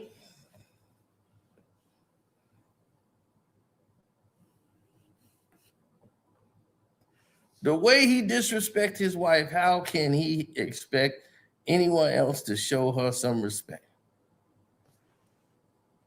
It's rightfully so. As Corey said it in the whole thing, and I mean, as he said it in the interview he did, in the same interview, he said, I love it. I love this attention. So you know, I told you he's not suing anybody. He's giving the illusion of suing to keep your interest. It keeps him in the algorithm. That's what makes it important for him. He wants to be in the algorithm. He does not care.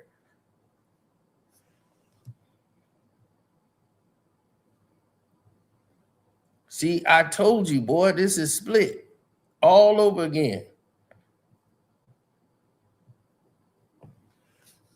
See, hey, Mr. 1950, you know who you ran into when you was in that podcast? You know who you was talking to?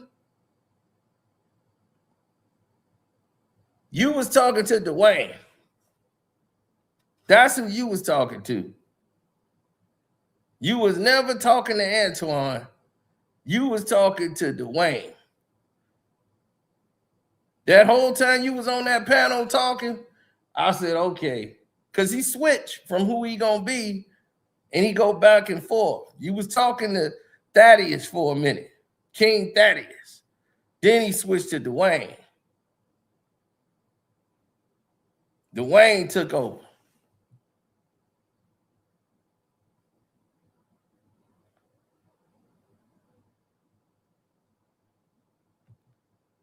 Oh, well, you rarely gonna see Aurelius. Aurelius, no, he only like to show up around white folks. That's when Aurelius come out. You ain't gonna see Aurelius too much.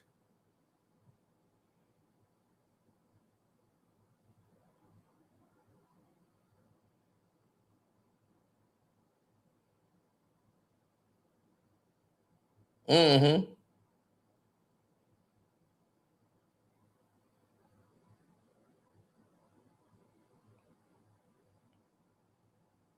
Right. Nobody's seen Anton. Anton, you ain't seen Anton since Anton first came out. Anton been gone. He ain't had the light since. I just want to make good content. Everyone just gets along. Aurelius, he ain't like that. You ain't gonna see Aurelius. He don't want nothing to do with you, Negro. Dwayne, yeah, that's who you talking to, the nasty. Yeah, Mr. Nasty time. It's Mr. Nasty. Walk around in bathrobes all day. Yeah, my drawers and robe, even outside, my house shoes and my slippers. Yeah, I'm a pimp. I can get any woman I can. I got a whole brothel of them. That's Dwayne.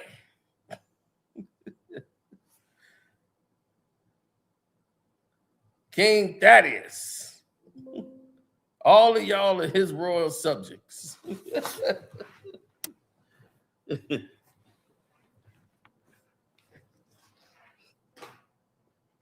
That's what y'all didn't see.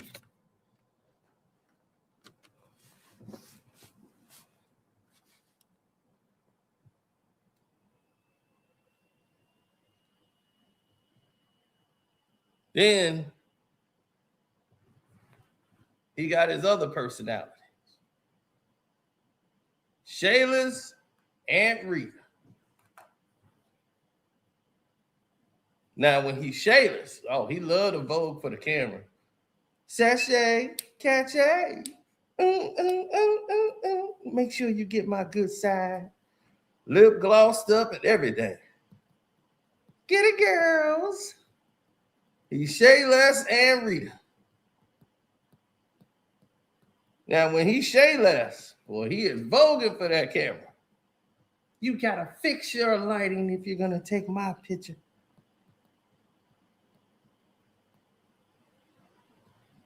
Then when he talking tough, like he gone in straight OG killer mode,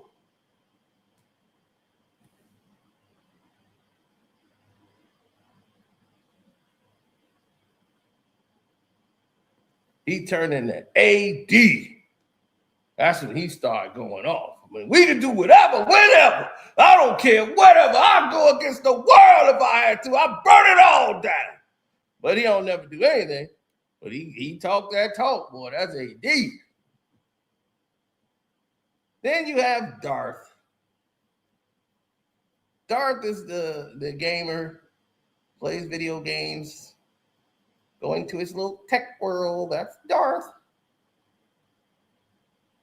Then you got Ian. Oh, Ian, boy, he loved to color coordinate. The watch got to match the glasses, the shoelaces, all of it. That's Ian there. Ian got to be the fly guy.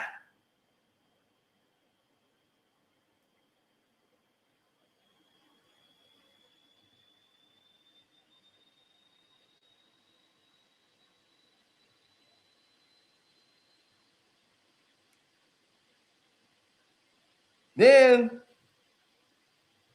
the other personality. You got Terrell. Terrell, the one that always liked to fight and always lose. He 0-37.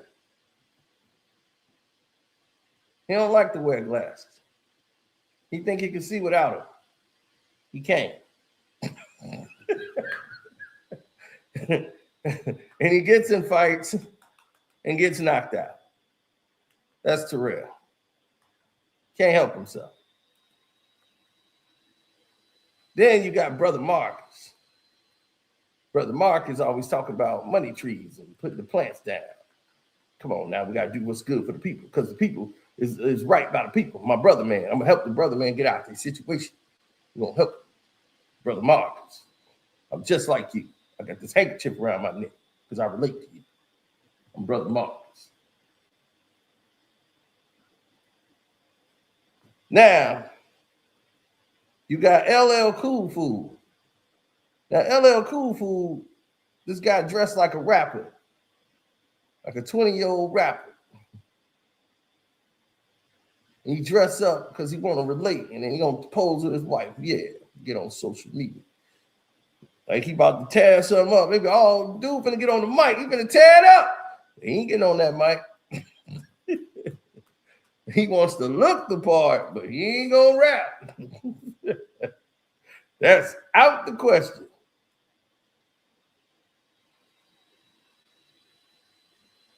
Then there's Antoine.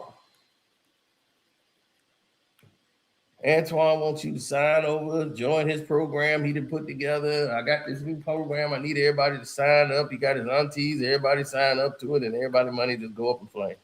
And Antoine, what happened to the money? I don't know, man. I mean, shoot, man, it's them, man. They did it wrong, man. Don't blame me. That's Antoine. No accountability for anything. Antoine. It'd be like, man, we trusted you. You said we were gonna be rich. Hey, don't blame me. Antoine. There he is. There's your boy.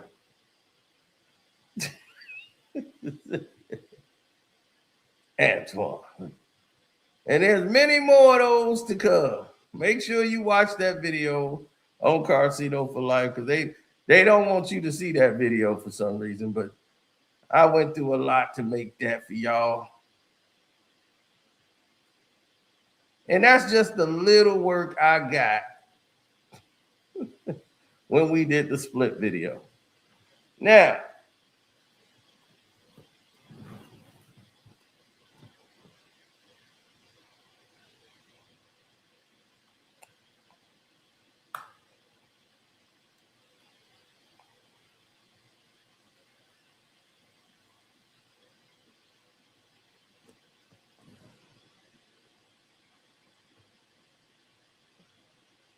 Fleece Johnson told Anton he was cute, and Anton started blushing. I'm glad I didn't see that. Why would you interview the Booty Warrior? That's my thing. I don't want to be in a room with him.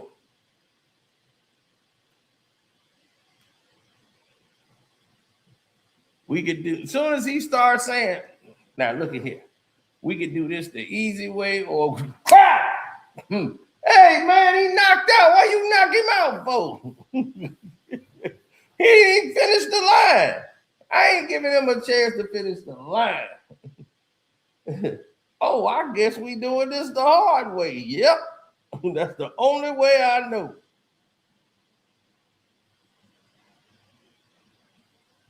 He said, I've never seen a better representation of they all look alike theory. Yeah, but it's the funny part is it's all true. If you think about all these personalities I named and how I just broke them all down, they are all him. Everything that I said, it fits everything in him. People be like, yep, I've seen that character. Now I got a name for it.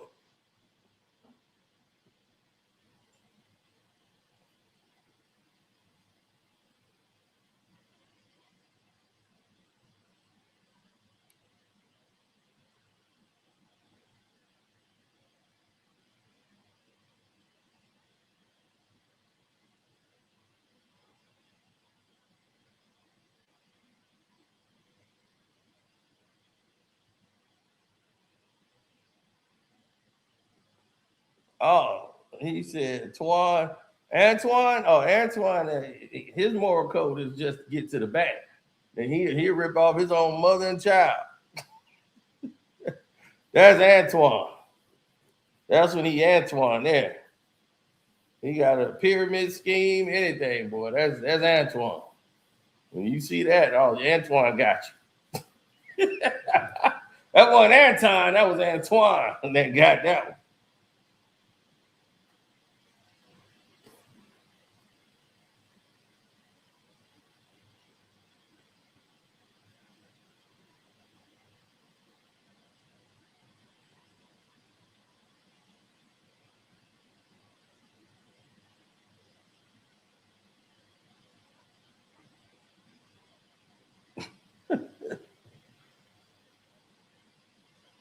Split.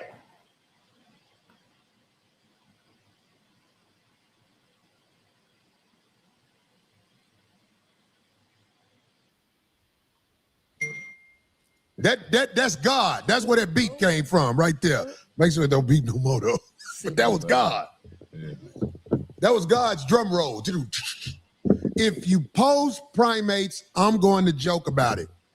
Because see, you don't post them. What you do is you be in the streets with women who you said, oh, and she was looking so good. Hey, I'm going to tell you, to the girl that you brought up here, once again, I have nothing personal against you. In fact, I will take time out of my busy schedule to show you some of this real game.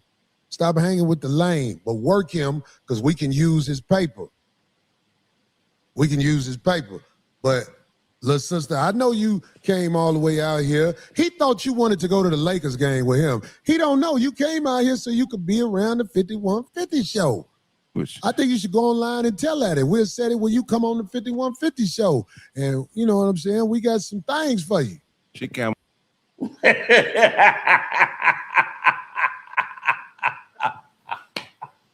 Corey, you gonna get yourself in more trouble. Now, here's what I've heard. I don't know for sure because I don't really follow that lady. I just know she's a conservative. She makes conservative content. Listen.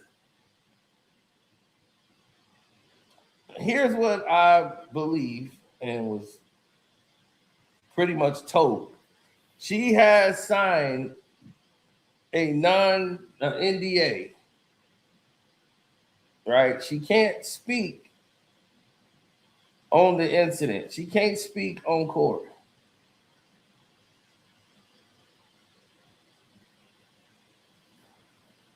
Like in a negative way at all. Like they got the paper on her.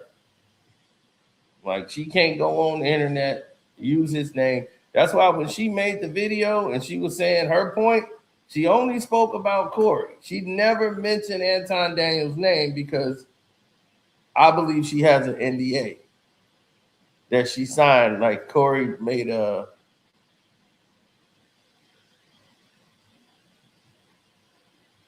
yeah.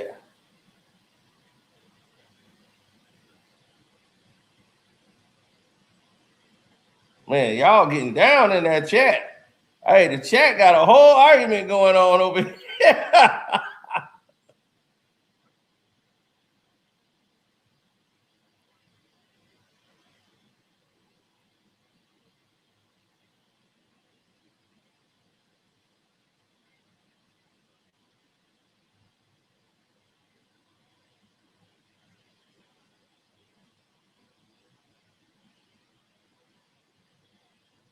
Yeah, he went from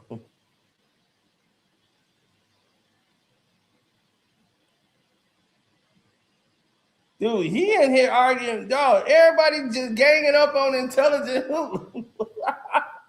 Hey, everybody is ganged up on him in the chat. It's like everybody jumping on him. Man, I'm like, I'm gonna have to go back just to read this chat. This whole thing is going crazy.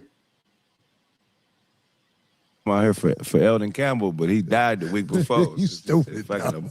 Goddamn, she just missed Eldon Campbell. You stupid. Rest in peace, Eldon Campbell.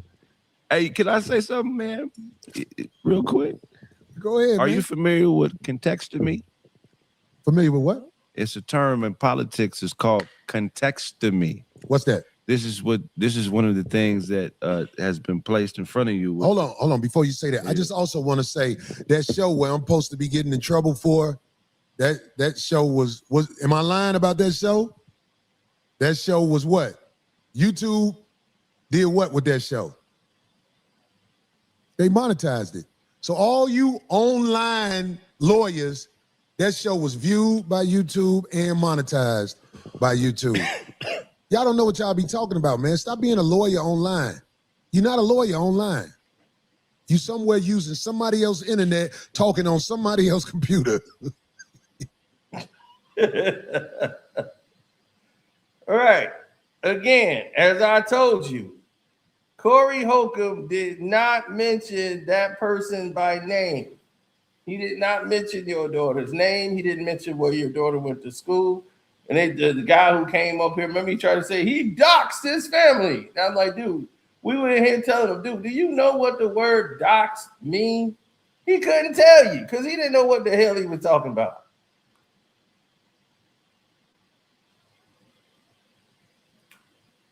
He couldn't tell you. He was up in here, man, they doxed his family. He didn't dox nobody's family, man. They was like, what the hell are you talking about? He didn't know what the hell dox mean. He thinking about dox fish or something.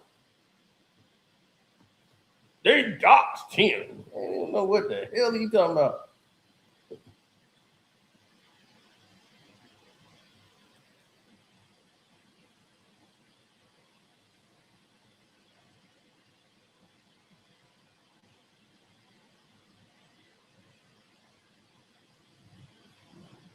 Yeah, well, they say that love never dies, man.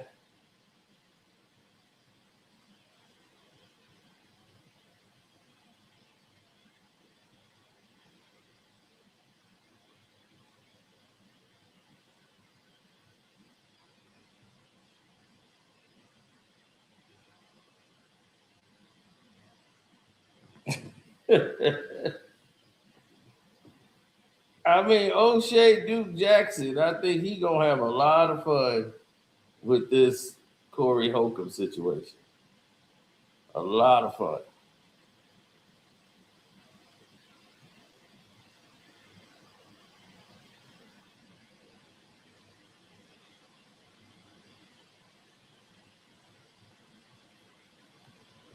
Yeah, it's a lot of people that have their misunderstandings into what's being said and what's not being said.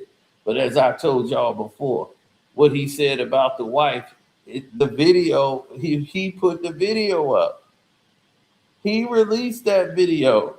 He damn near recorded his wife talking about him like that. That's what makes it crazy.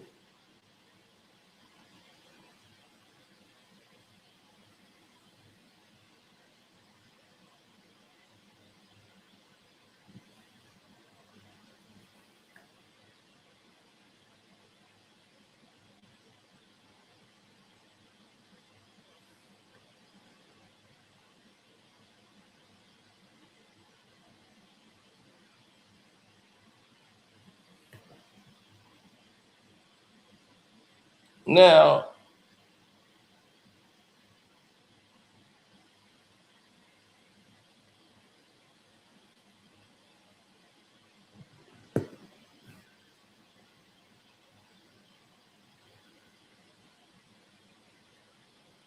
people have to adjust to what's out there. You know, as far as adjust your thinking. Now, like he said, y'all some internet lawyers talking about YouTube monetized it. Like he said, YouTube monetized it.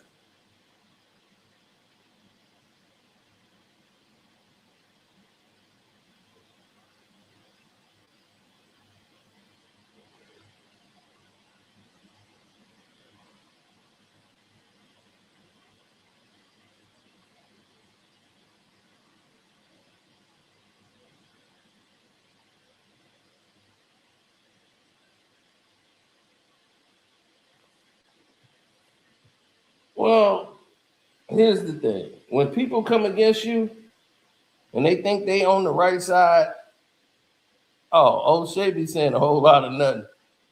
He just hate Anton Danny. Now, if you want to see a guy that really don't like somebody, you look at it from that point of view. Because he really don't like Anton. I don't know what Anton did to him.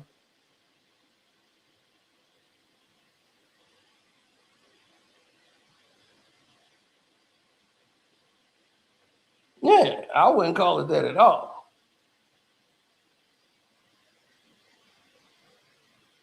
He really, really, he really don't like Anton Davis.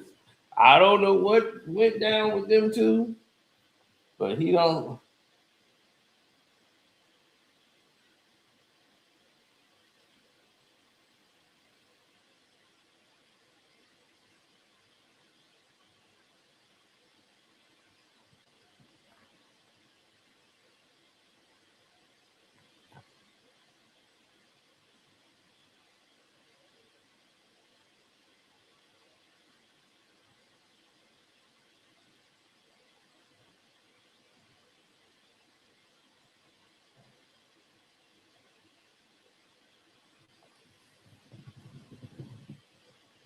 Yeah,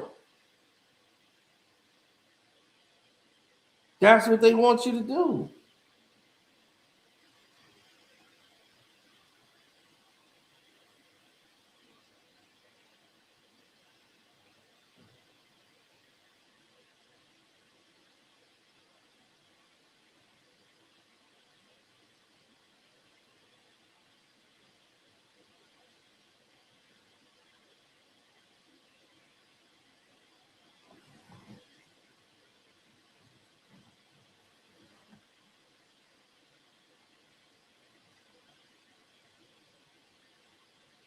Mm-hmm.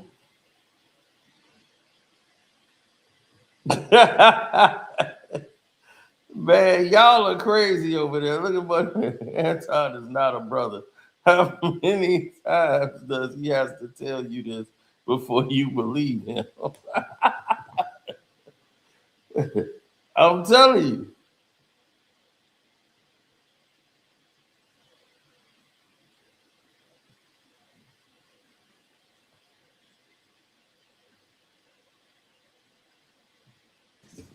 Get your paper straight, man. Y'all know what you're talking about. Go ahead, give me this term. Okay, context to me. The root word of it is context. So just spell context and add O-M-E-Y to it. And that's basically a strategy in politics. And it has 5 different elements, right? It has selective quoting, false attribution, misleading framing, time manipulation, and convenient omission. So all these things are present when contextomy is used against a political opponent. And it's basically where they take a quote that you said or something you've done, and they take all the material from around it, all the details from around it, they strip it of context, and they present it to an audience or to the media as in a way where the new context matches their narrative. So you understand the art of war is to destroy the credibility of somebody first. Right. That's number one rule in the art of war, destroy his credibility.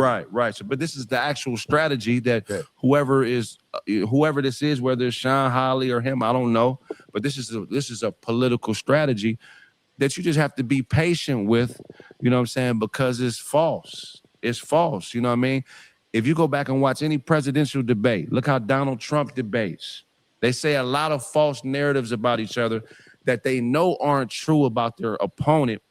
But what this is supposed to represent is almost like in pimping, when we talk about the game you have.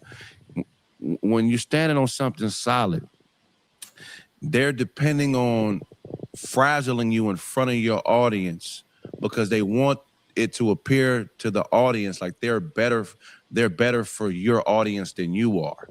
So this is all strategic warfare, that because you're a stomp down guy, you've been truthful, you're a very honest guy, that I truly believe you have nothing to worry about, you know what I'm saying? But these are one of the strategies that they use, and this is something you got to be very aware of if you're anybody that is doing anything publicly in which other personality types feel like they may be better for what you have going on than you are.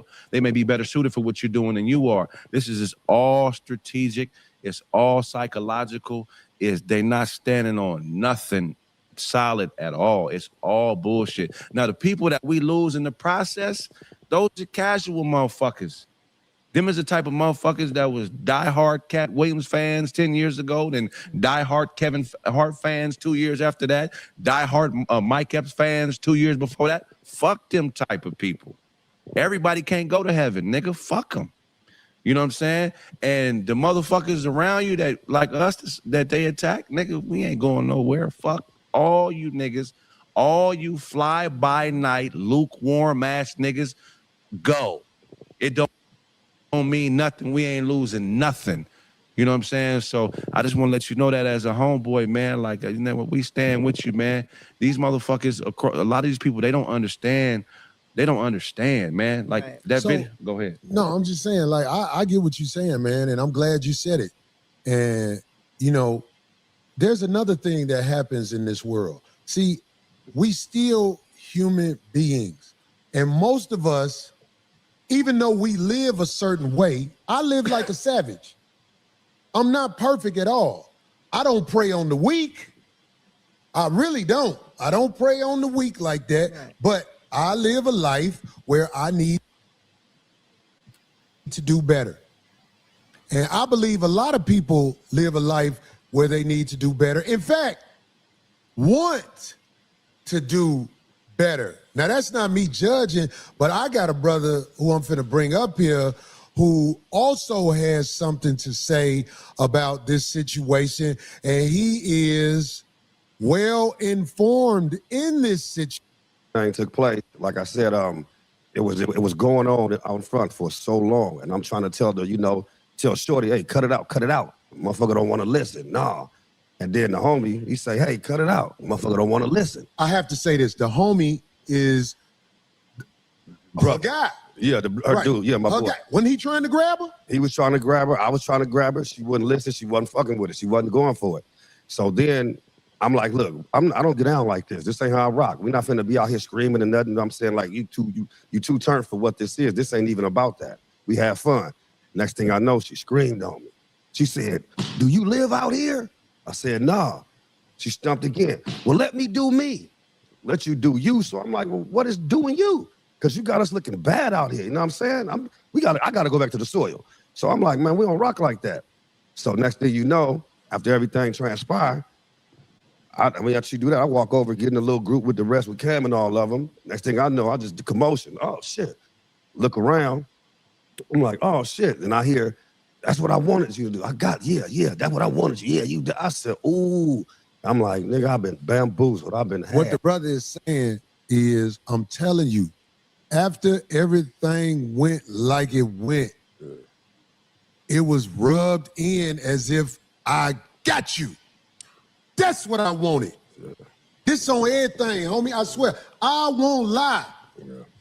I wouldn't put this man up here and try to talk him into lying because me and him, we was at each other in Oakland. Yeah. You know what I'm saying? So I'm glad, because I understand the position you in.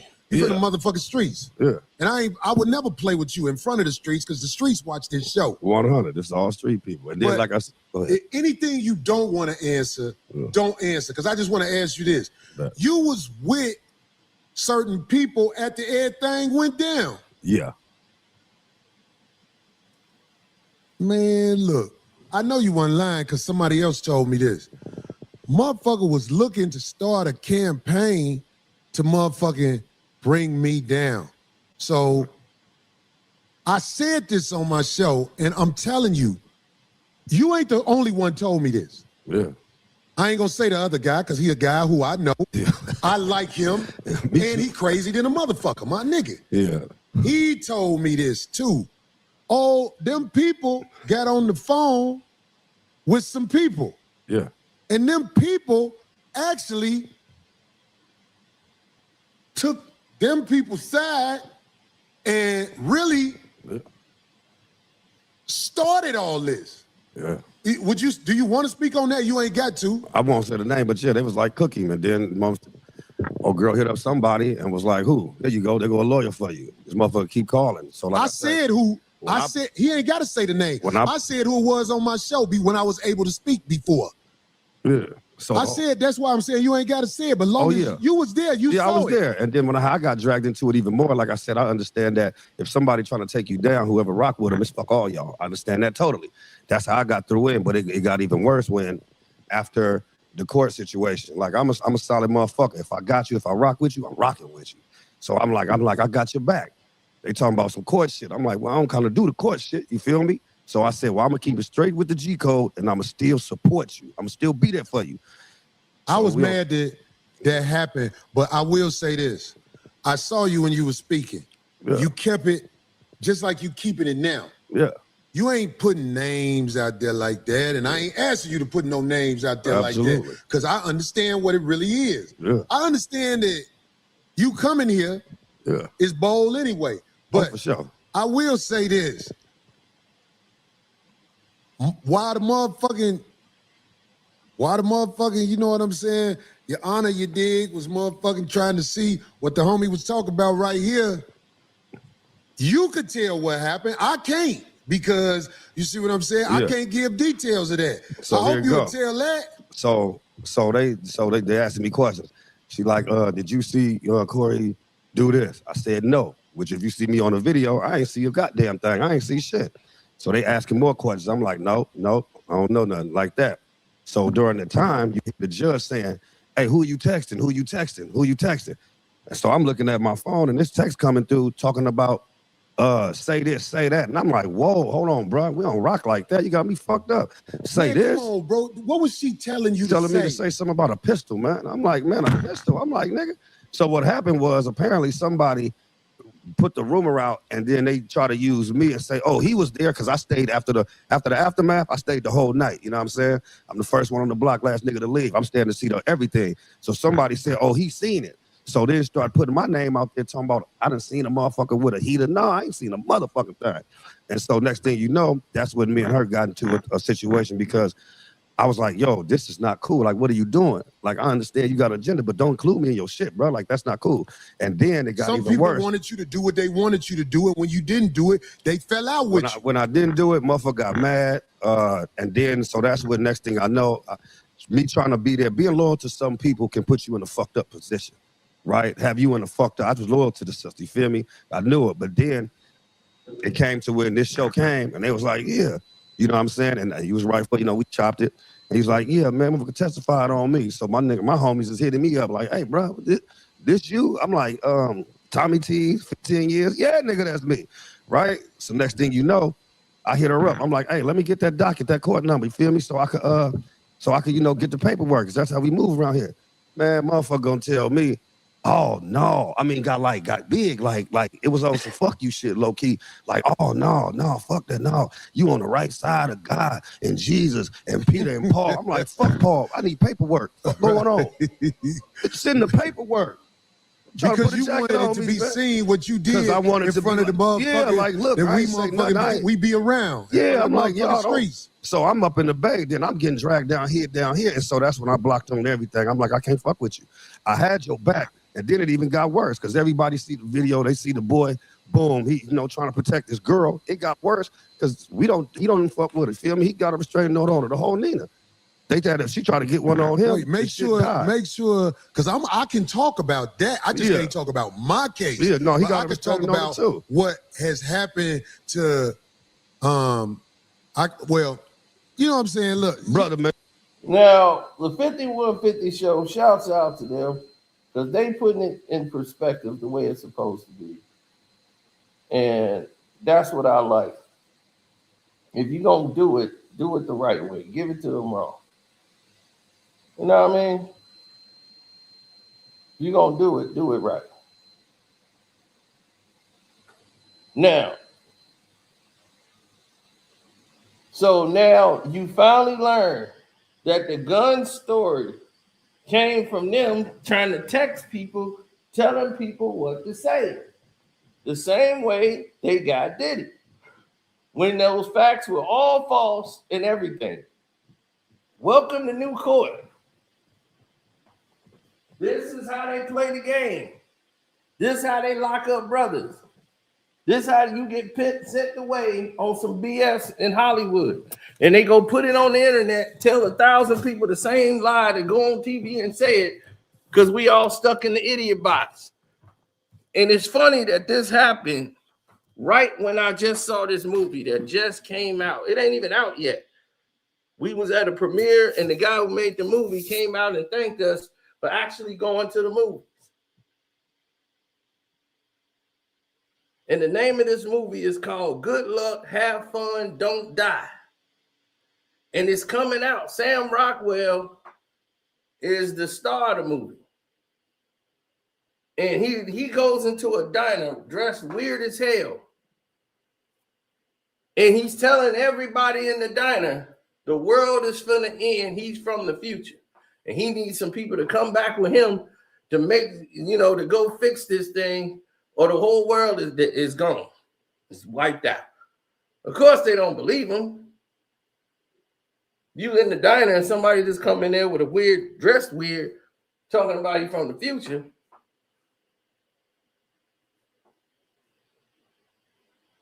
And he need people to come with him. And he blamed technology. He's like, how did we get here? Everybody right now is in their phones. And people that turned into zombies because of what they've been watching on like TikTok, everything. They just hypnotized.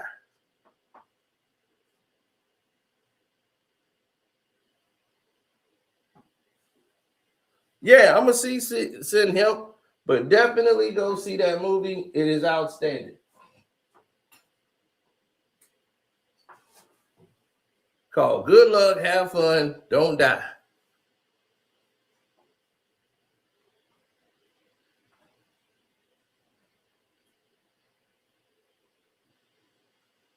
And he said it. He said, we did this to ourselves. We're supposed to make things easier. We made it worse. Can any of you guys remember a phone number? And they go, no, you can't. Remember when you can remember 70, 80 phone numbers by heart? Now that they got cell phones, we can't even remember a number, recognize a number. Where did all the bookstores go? Where did all of the record stores go? Yep. They removed them all. And you didn't even notice. The whole world is ending. And I need y'all to come with me. He's like, I've done this countless times. Like, this is like 2013, 15. How many times he keeps coming back to the future to try to change things? And he keeps coming right back to the diner. So he's like, one of these combinations got to work in order for us to change the world. He said, I saw the preview. I never saw a preview to this movie. But when I saw the movie, I knew exactly what he was talking about. You can relate.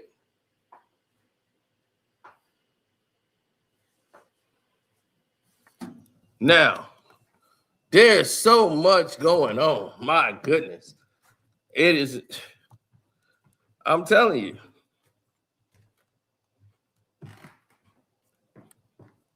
Well, all the films I'm telling you about is related. They can make anything believable.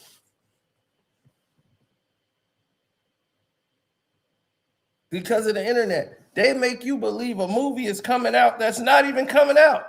I have people calling me like, hey, man, they made a sequel.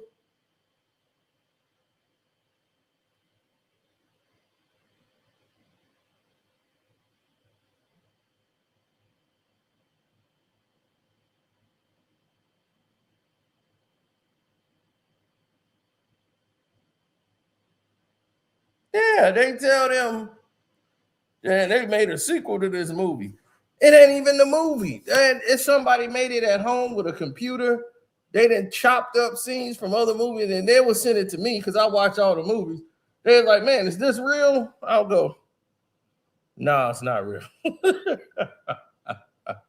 It's not real. But that's good work. I'm like, no, that's from another movie. That's this part here is from that. They're not in it. And this guy has a whole YouTube page dedicated to doing this.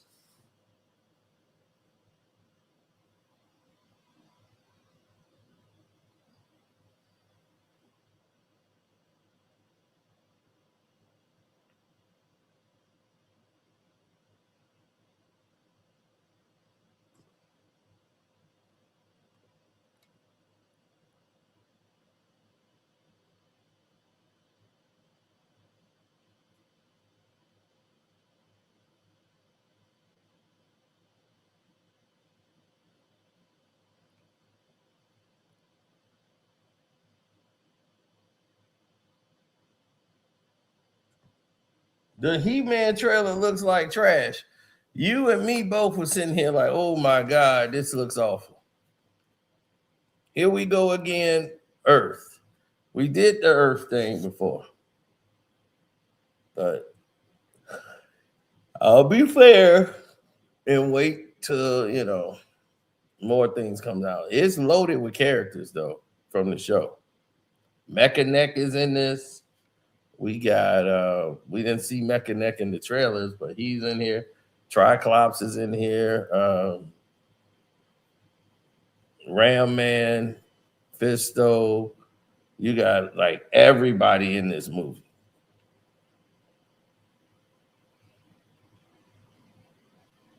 He said, I saw the trailer for Norbit too yesterday.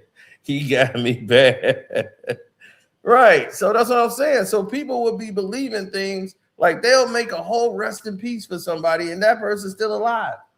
It's crazy. And I was thinking like somebody was dead for like 10 years. I'm like, oh man, I thought they died. Because somebody had put it on the internet. So it's crazy how they can take you out of stuff.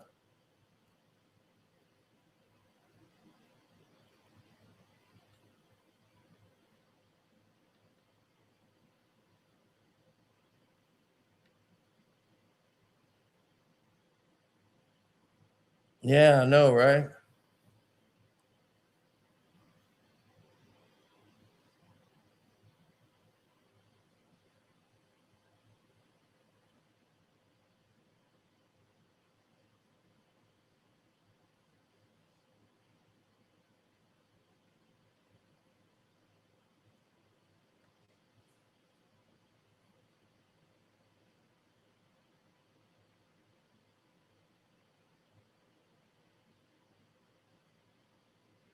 Mm.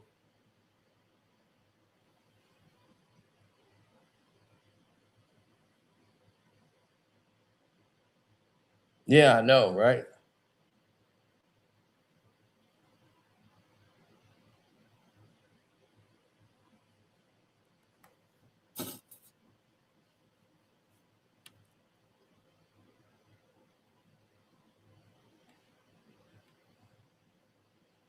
Endgame killed movies. It was too perfect. Endgame wasn't perfect to me. Infinity War was perfect. Endgame was not perfect.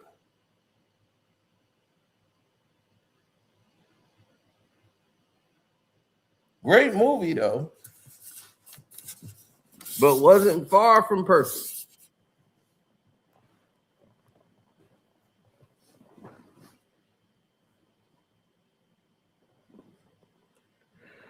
Yeah. So I would definitely urge everyone to go see that film. Um, so that this is why movies were made. You know, people, we become robots. We act like we can't leave the house. We gotta stay at home. I'll wait for it to come on streaming. And they become shells of themselves.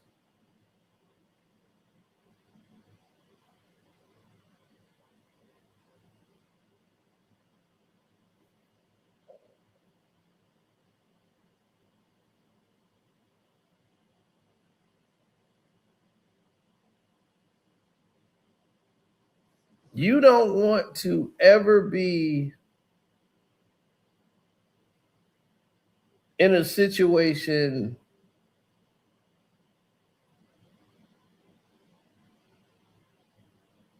well, you don't ever want to be in a situation where you're on the outside and everybody else is on the inside.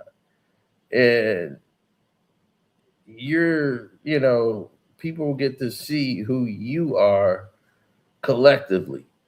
Some people are not comfortable, in that space. They're not. They don't really understand what is the narrative that are coming up for them.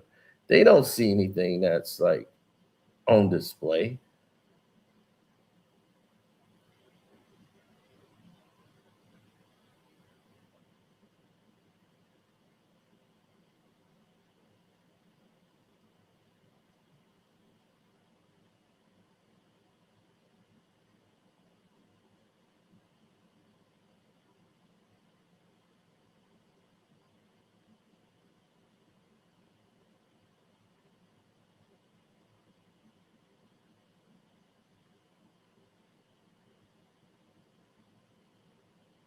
Now,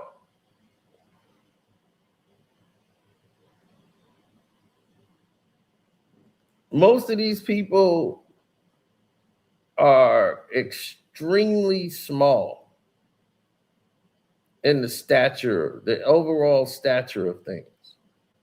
When you start talking about the actual layout and the actual performances, and when you start looking upwards in the situation, you look at it, people like Corey Holcomb. And Corey is, like I said, he's a guy that's out there who's not in a group.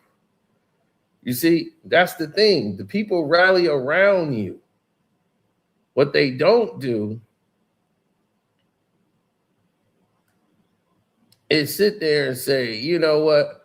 We didn't rally around you. Now we have to, basically do what's right. They doing it because they see an injustice. I'm like, oh, they messing with Corey. It's free speech. Let it be free.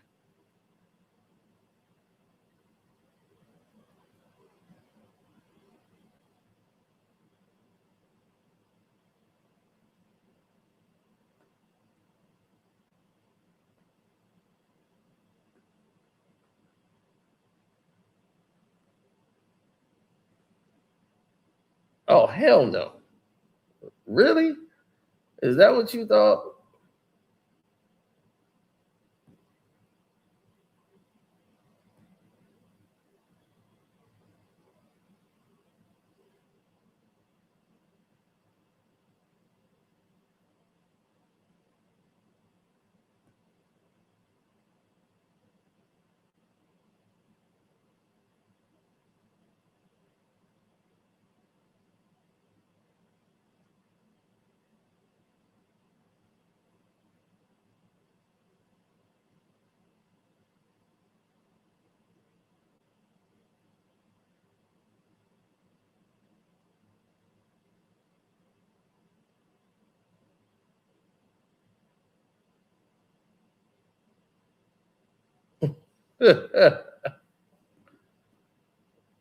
No.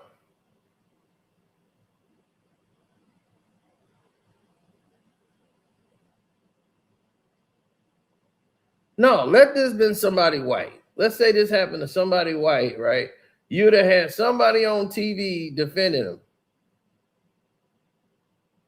I've been knowing him, that's not the guy I know. That's not the guy I know. The guy I met, he's loving, he's unassuming, he's done all this positive things. That's not the guy I know. He didn't murder 35 people on a Saturday. Like I said, that's not the guy I know. This guy has a family.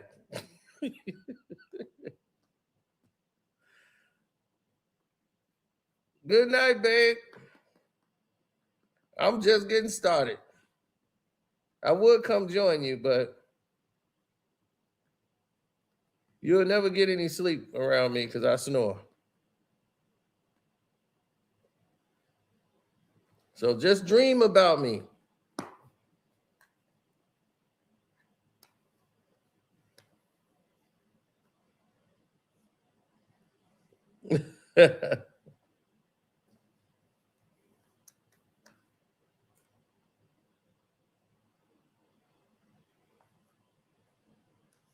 And in that dream, I'm in an ICE agent outfit. And I'm coming in there, right? And I'm arresting Donald Trump. And I'm taking him to jail.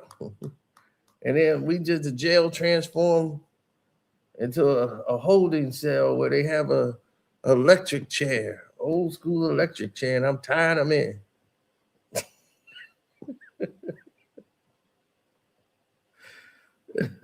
And we streaming it live on Netflix. The execution of Trump.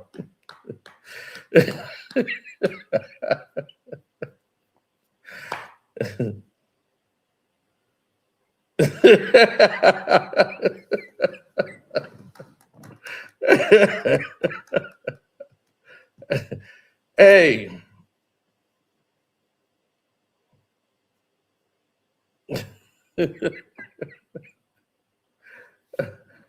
Oh man.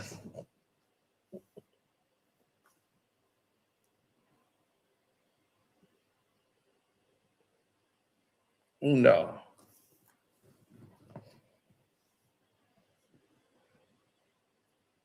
Look, Trump just showed up. That's just dumb.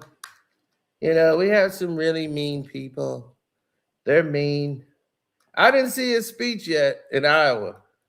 His "Please Help Me God" speech. I got to see it. Because I saw it when he started walking back his comments now he was making.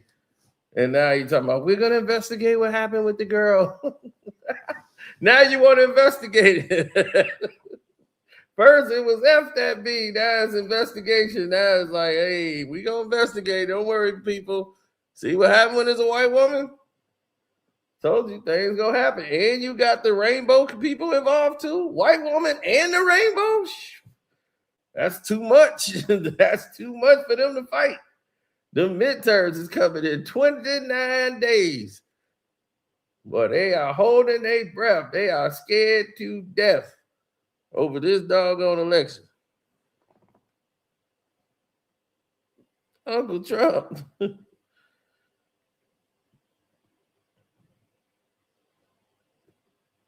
No, I ain't got no beef with Trump. Once he took Venezuela, he messed up. I'm supposed to be talking about Corey Holcomb. We are talking about Corey Holcomb. We talked about Corey and we talking about Trump now. Trump, why Donald Trump haven't went to not one Corey Holcomb show? Let's talk about that. Does Donald Trump have something against Corey Holcomb? We need to know that now. I've not seen Donald Trump at one Corey Holcomb show. I think it's some person. What you think, babe?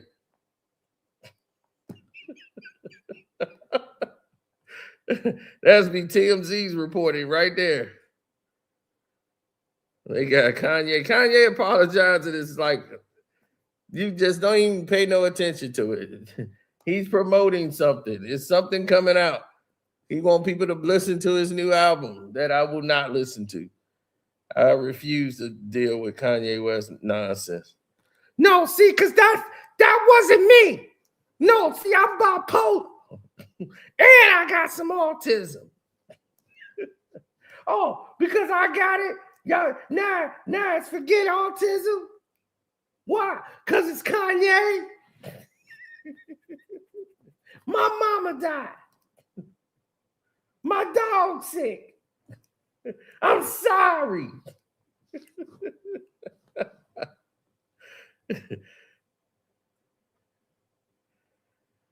He is busy saving our country. I'm going to save this country by putting us in danger with everyone in the world. To be safe, one must go to the heart of danger. Shut up. I heard you over there. Shut up. Now, the way I see it, I'm going to make some changes. Venezuela is going to be renamed. Greenland, why is it green if it's so cold? Greenland should be Iceland, really. I'm thinking about renaming it. We're going to call it Iceland 2. That's what we're going to do. We're going to call it Iceland 2. There's nothing green in Greenland. I don't know. Why they name it that? But it was very bad. Very bad people that made that decision. Venezuela, we're going to just call that Other Mexico. Now we got Other Mexico and Iceland too. And now it makes more sense. See, I just stopped some more wars. Put that on my list of wars I stopped. Oh my God. Aren't I the greatest president in the world? Oh my God. That's your boy. That's your guy.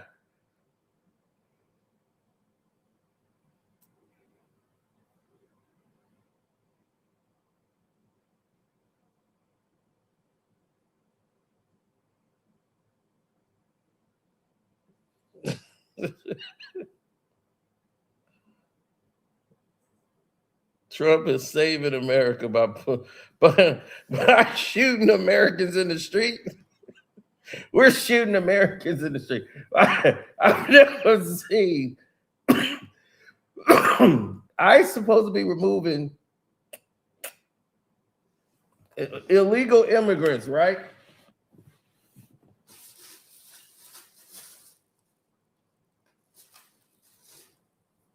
They're supposed to investigate and go and remove illegal hostile immigrants or illegal immigrants, right?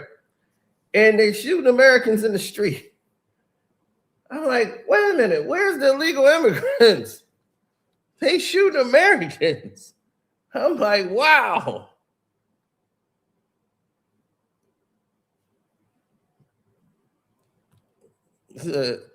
We'll see what happens if we win midterm. That's a big old if. Boy, if y'all win midterm, somebody going to jail, because they have definitely rigged that election. I'm leading the campaign against them in these midterms. I've never been more on the other side in my life. In my life, I have never been this up and out in front. I have been non-biased. I've been fair. I've given Trump chances. I said, well, you know, he's right about this, this, and this, and this. Because, see, here's the thing. We have things we agree upon. Like, I agree with the credit card interest rate being high. It's way too high. There's no way the credit card interest rate should be that high. We have that in agreement. There's no way that a child should be able to make a decision on what they should do to their body. Saying that they want a sex change at like 10 and 11. I don't feel that that should ever take place. I don't believe in men saying I'm trauma trans. I want to play in a women's sport. No, that's not going to happen. Okay. They don't put the handicap Olympics in there with regular Olympics. You ain't gonna see a guy in a wheelchair lined up against Carl Lewis or Usain Bolt. Like, all right, we got Usain Bolt versus the wheelchair disabled champion. Let's go. Ready? Like, what are we doing? What are we doing? It's a common sense situation. To even think about that, the Olympics in Paris was a disgrace. Sitting there letting a man get in there and box a female was ridiculous. Paris should be ashamed of themselves and should be barred from hosting the Olympics. So I don't agree with these things. These are things that I am against, no matter who it is. And gun laws. You're not touching my guns. Guns are not the reason people are getting hurt or there's mass shootings. It's not because of the gun. It's the person behind the gun. So these are the issues that I'm with, that I said, okay, we have in common these situations. So the conservatives and me have this in common. We both agree on this.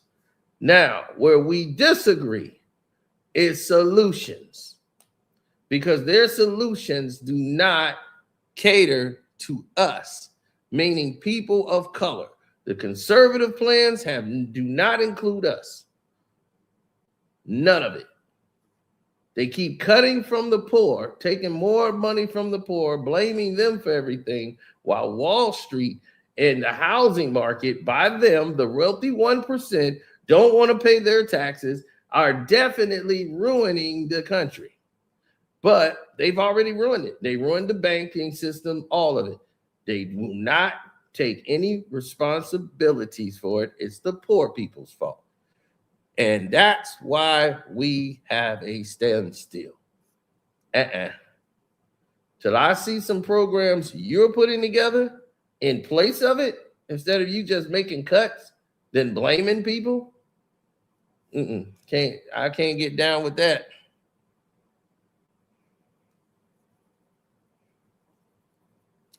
Those Black Panther Party people who wanted to come out and say they the Black Panthers, oh, they got in trouble with Fred Hampton's daughter. Yeah, she didn't like that at all. All that Black Panther talk. She was really pissed off that these black dudes somehow so they finna go out there and fight ICE. I'm like, yeah, right. Now you being stupid. And y'all done got me started. Because I didn't even cover that yet. The hell you going out there for? They didn't come. They didn't come for you. So the Black Panther Party, the new Black Panther Party, finna go out there and fight ICE for the immigrants.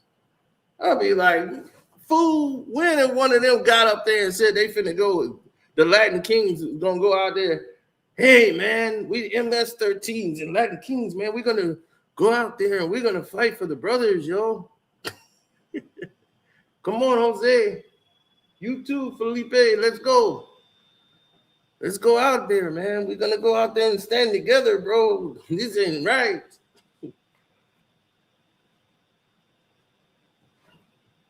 They can't do us like this, bro. You right there, say, let's go. We will not sit by here and, and stand for consolidation of, right. This is for Trayvon Martin, bro. Dang, you was foul, bro. So now, we all know that's BS. So who do you see out there protesting? Who you see fighting? You see white people. So white people are out there protesting. White people is in the mix for these immigrants. You've seen very few blacks, but you've seen a lot of white people. One, it's cold out there. It's cold out there.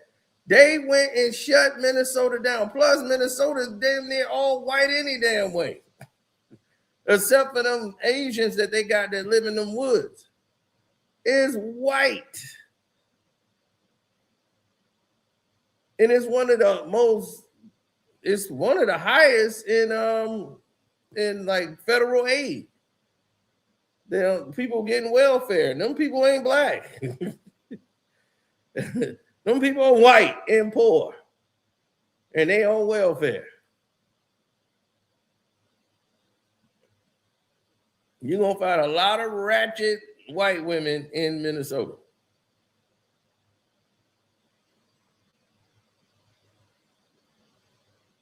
Oh, you can get welfare if you sneeze. I know people from Chicago that moved to Minnesota just so they can get welfare. The plans up here was Illinois was asking too many damn questions. Go to Minnesota, you could prove before you even arrive.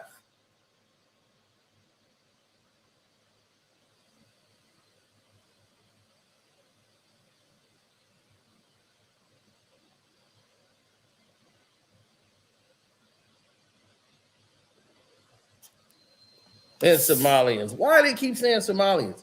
Somalians. Just because they black, they want to remix it and say, we can't just say black people. Say Somalians.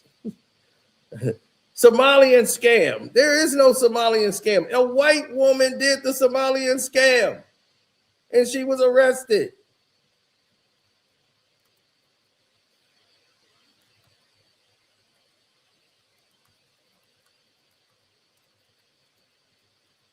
$250 million.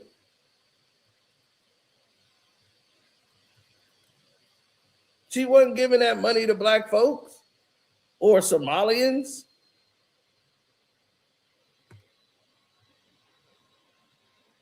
But yet they keep showing the woman that had nothing to do with anything. And they keep talking about the scam and showing her.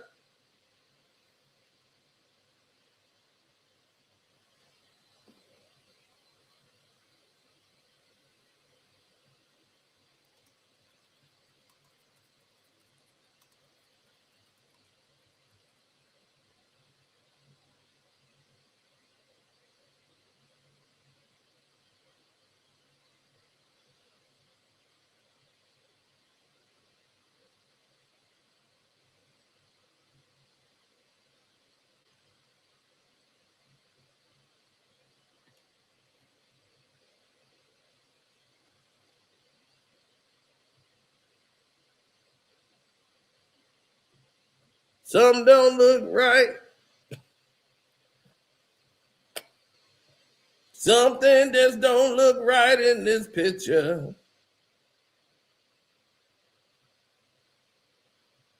She used the Somalians to finesse $250 million. Do you think that brother got any of that $250 million?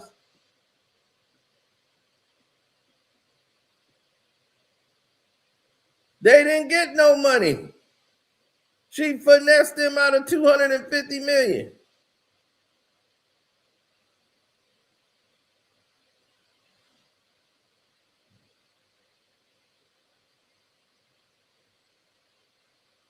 But do you hear the government? Do you see Trump ever mention her name? She in jail right now for the $250 million scam. And he keeps blaming Somalians. There's nothing Somalian about that woman right there. She looked like a Minnesotan, came out of a crystal meth house. She probably blew all $250 million on meth.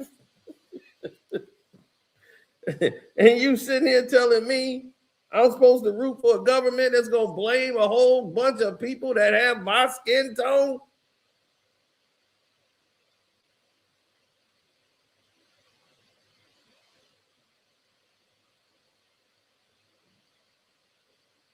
They was like, how does this relate to Corey Holcomb? Corey Holcomb got their skin tone too.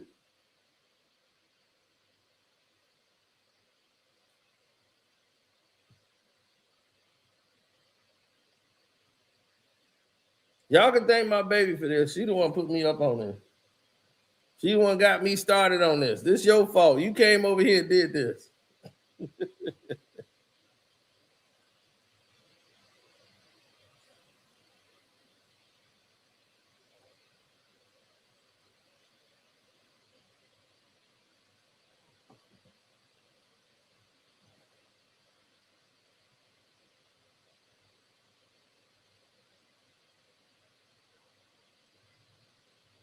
Why don't they identify as black?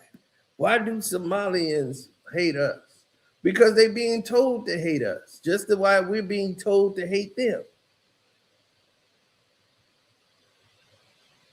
Do you know any Somalian?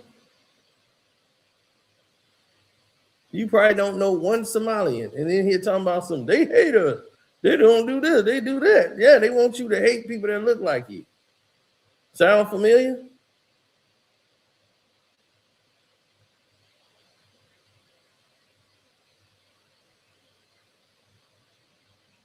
Sound very familiar. But we ain't supposed to hate the white woman right there that used the Somalians to scam $250 million.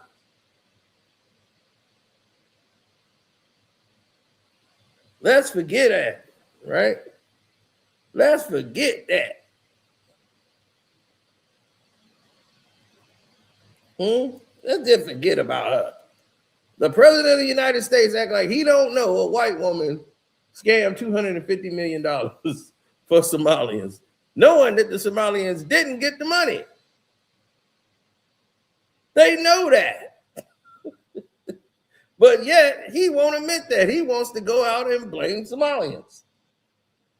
When you going to blame the white woman? That's what I want to know. When you going to blame her? When you going to mention her name?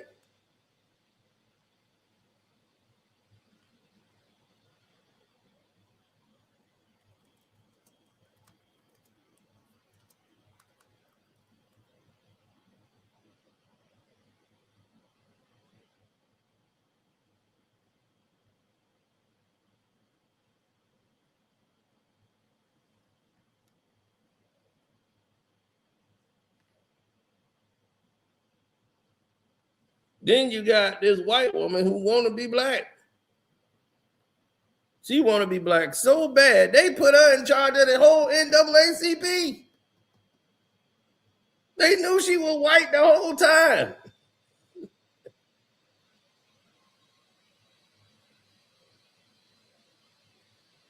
The NAACP been ass backwards for years, but this was the most embarrassing thing they ever did. My brothers and sisters, girl, child, look at my hair. My hair is nappy. Her parents is like, you're white.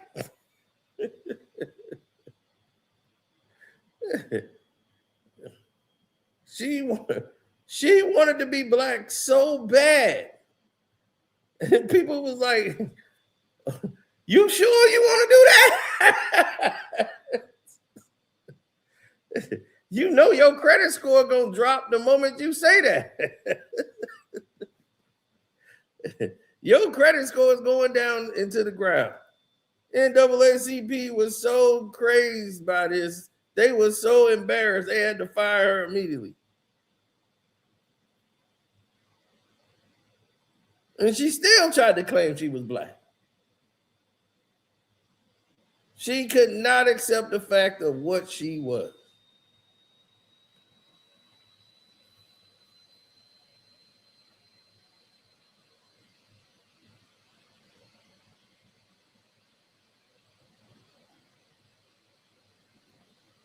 So this country's been screwed up for a long time. And Trump is just help pulling it right into the damn dumpster fire.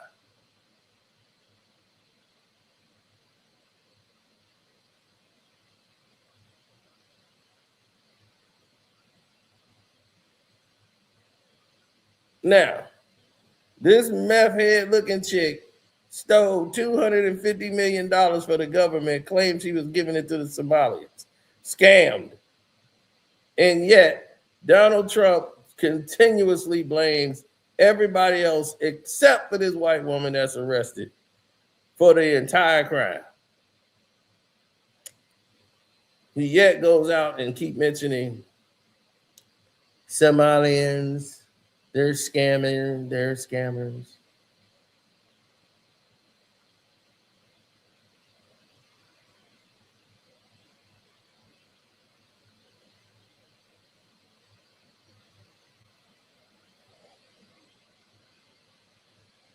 Right. Nonprofits sent their children to college for generations, and they talking about us. Exactly. Oh, they benefit off these programs and grants. That's why if you go on my Patreon, we actually got the app that will show you how to get the grants. They got an app that will find the grants and the free money, all the stuff that you're approved from. Pell grants, everything. See, the government had these programs that a lot of them don't tell you about that help you pay for your school. And a lot of y'all can get free school. You just don't know how to get it. So it end up out being allocated, and white people be going off to school off your benefits. That's supposed to be for you.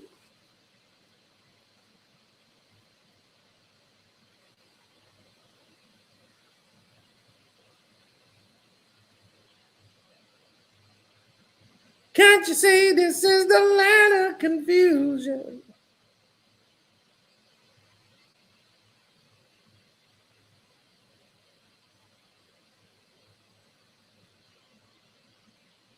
Now, when they set Corey up and they tried to come for Corey Holcomb. I ain't lying. Give fuck. His last name Mills.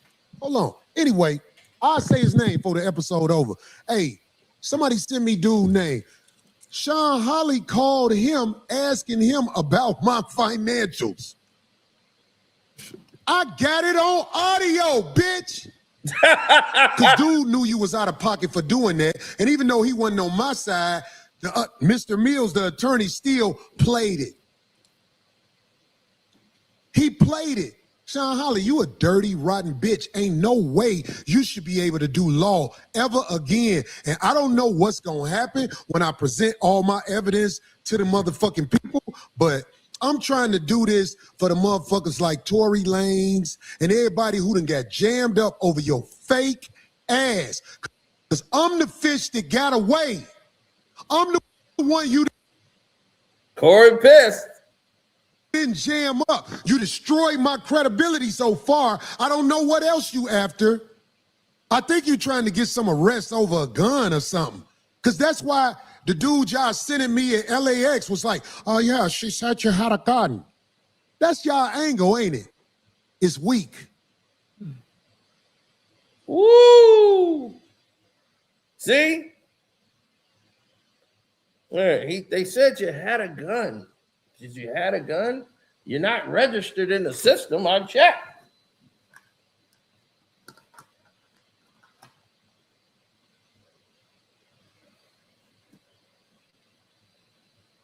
And to have that woman go up there, fake cry on TMZ, sit there and try to I can't go outside, even though I go outside every day and been outside for a whole 2 years and have had no incidents with Corey.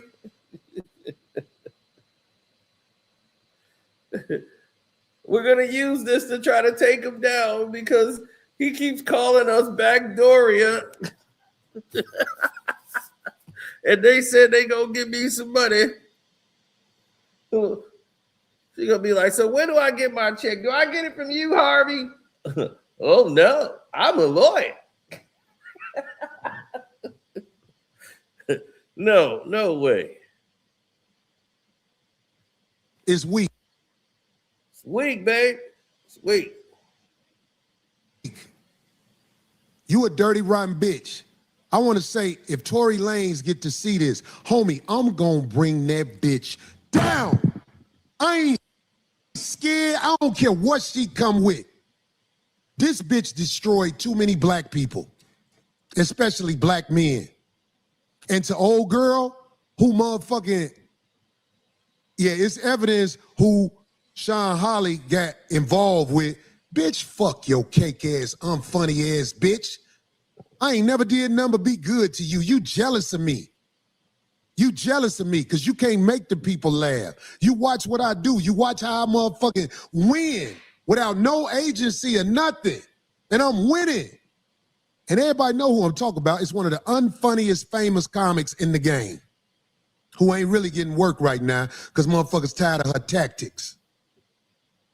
Ooh, Tiffany Haddish. Trash ass motherfucker. There's another motherfucker involved. I'm gonna keep it low on that motherfucker. There's another motherfucker involved. I'm gonna keep it low.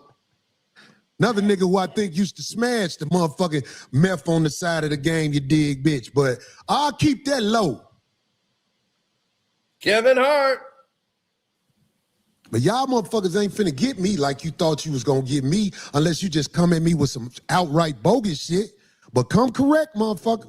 Because I got my evidence stacked against Shawn Holley and TMZ. Them the big fish. The other motherfucker don't matter. You just destroyed my reputation. I'll find a way to win the people back as best I can. Like I had to do for the last 30-some years of comedy. I'll find a way to win the people back. I ain't no bogus motherfucker, but Jerry, man, look, bro. This is the definition of brothers gonna work it out, man. You ain't perfect, I ain't perfect, man. But I can't tell you how much I appreciate you coming on here just speaking what you spoke, because you know a lot more. And I don't even want to put it on spot. I hope dude, and nobody can say his name. I hope dude who got hung by this motherfucker, who I heard she tried to put the R word on him. She tried to say he R'd her. Man, I'm telling you, this thing done got hot.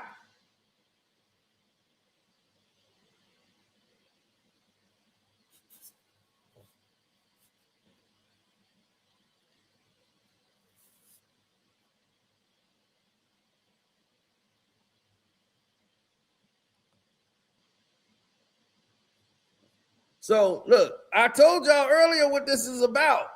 I told you what this is about.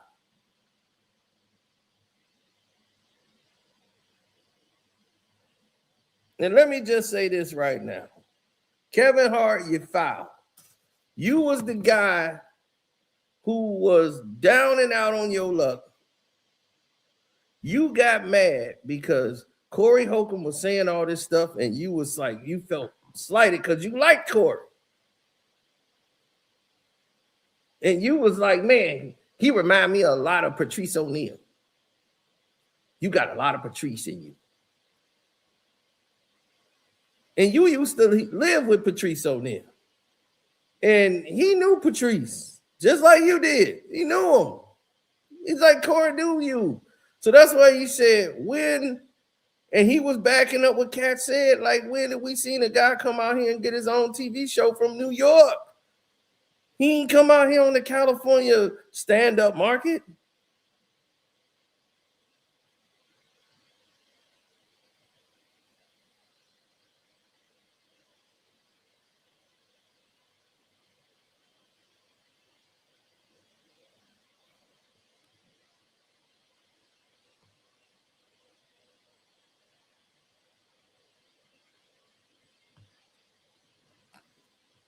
Kevin Hart got in there and became a gatekeeper. And once he became a gatekeeper, he became the worst thing. The same thing he was trying to get in the door. And then now he a gatekeeper, and now he keeping people out. Because it's going to make him look obsolete. He told another comic, I ain't going to even say their name because I don't want them to get blackballed. He was supposed to get this role, right? And it was going to really be big for him. And then out of nowhere, they got Kevin Hart to do the role. And he was like, man, why would Kevin Hart do such a small part? You know, this part is really going to bring me up. Kevin Hart is already Kevin Hart. So why would he do this small part? This is going to be big for me. Why would he do that? You know what I'm saying? So now this comic, this black comic, who was going to get this part, Kevin Hart came in, a big giant in the game now. He was the Kevin Hart. He did this small part that was meant for another black comic. And it was like, why would he agree to do that? Like, you haven't even seen the movie, probably. But Kevin Hart is in it. And you're like, why? It don't make sense. And so when he saw, he was like, I'm going to talk to Kev. So he know some of the Red Cup boys that be with Kev. So he know them. Like, he was like, dude, you know, where's Kev? I want to holler at him. And he was like, oh, man, cool. I'm going to get you and Kev, you know, to talk. So they had the tour bus there. Kevin Hart was in Houston. And he went up to him. And he was promoting his stand-up movie he had that was coming out. And he talked to Kev. He was like, man, you know, I was up for this role and blah, blah, blah, blah, blah. And I had it. And he was like, right before, then boom, here you come. And I was like, dude, you big as hell. Like, what was you doing this for? And he was like, I'm going to tell you like this. Because see, it happened to me. The same thing that happened to you, it happened to me. And he said, you know what? And he said, I'm going to tell you what the guy told me. He said, you got it, kid. You hungry. I could see it. And if you do this, they're going to forget about me. They're going to knock me out the way. Because for people like us, it ain't room for everybody. They make it seem like it is. But they only want 2, maybe 3 of you. And if somebody come in that's better than you, and you know they better than you, or they can take your spot, or they gonna gravitate to them, the audience, you can't let them through the door. Can't let them take it.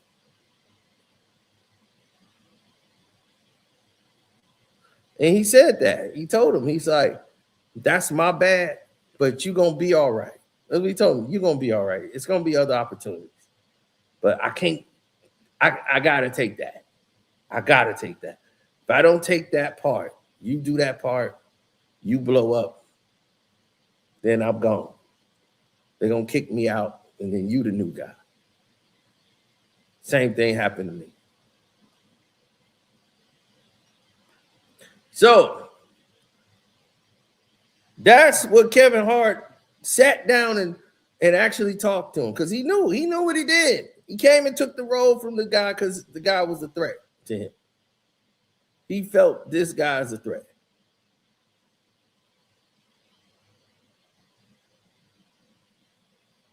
No, I'm not going to mention that.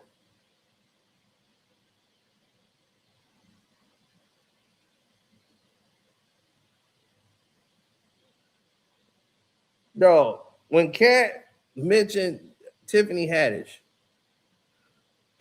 this was the first film Kevin Hart had ever done publicly with Tiffany Haddish. They had Night School coming out.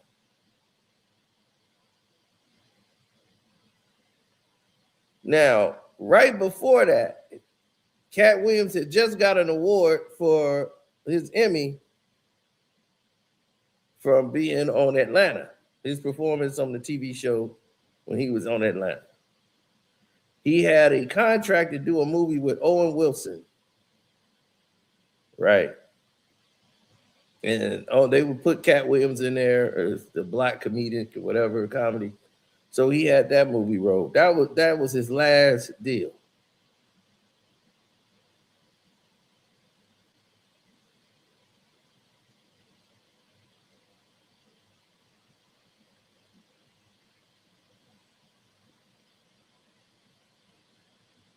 He couldn't get no work no more.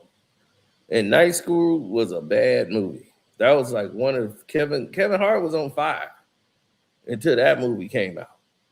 Once Night School came out and it wasn't funny, it missed its mark completely. It was just like, this isn't good. That was the first dud he put out. But he blames Cat Williams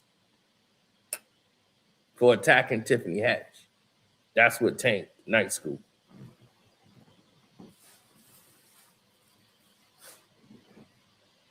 And Live Nation, Tiffany Haddish, she's with that whole umbrella.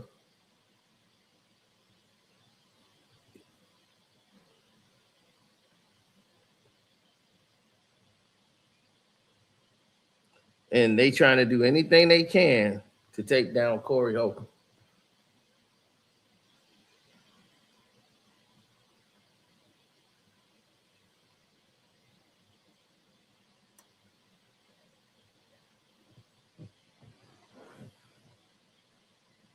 Yeah, I didn't want to say nothing about the comic. You know what I'm saying? Because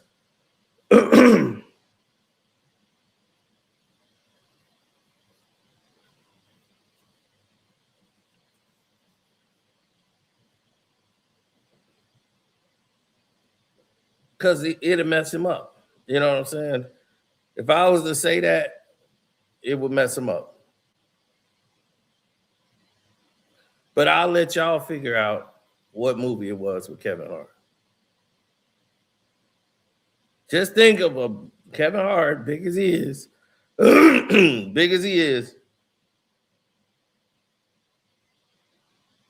doing a movie that he shouldn't have been in. Don't worry, you'll find it.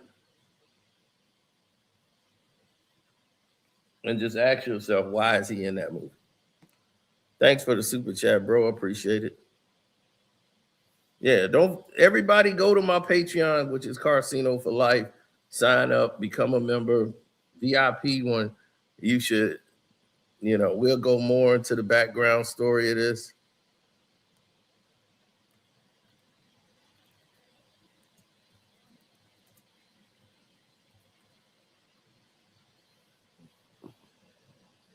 Yeah, but he became a gatekeeper. Instead of giving brothers opportunities.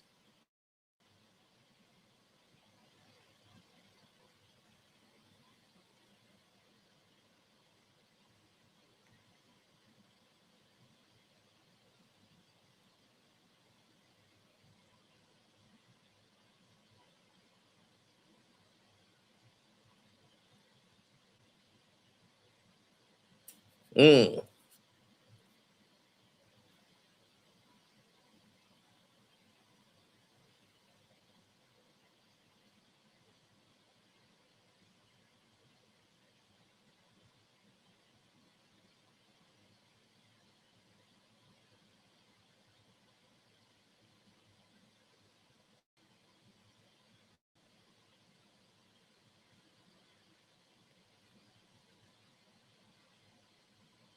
No. That's when people look at money. See, money becomes the equator of all the things that they want to talk about. They look at the money. Oh, well, he getting all that money. He getting all that money. Shoot, I don't blame him. He getting all that money.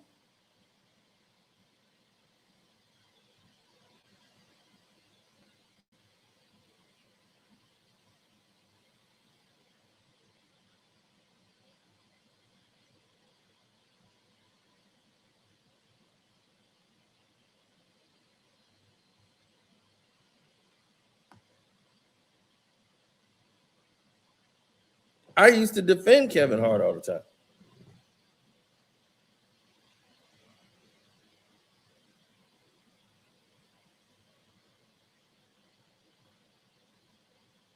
It was Ice Cube that really blew him up and give him the opportunity that people weren't giving him. They tried to make him a romantic movie guy.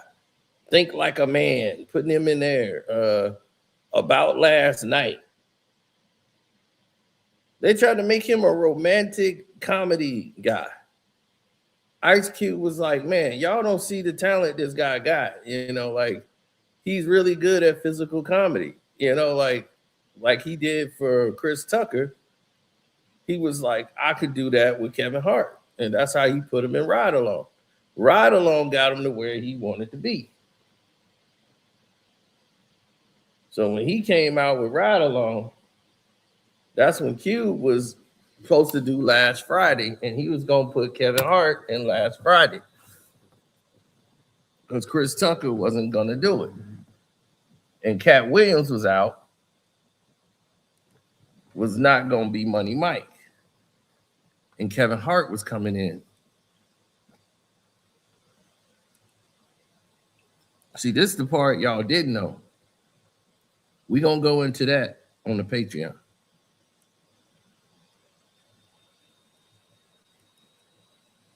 We're going to go into that on the Patreon.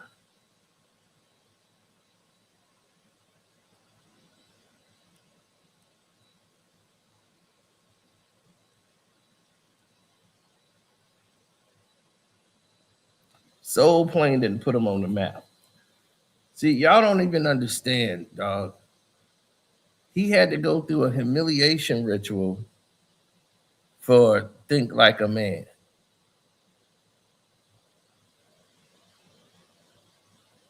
Kevin Hart used to be a male stripper. Did you know that? He used to be a male stripper.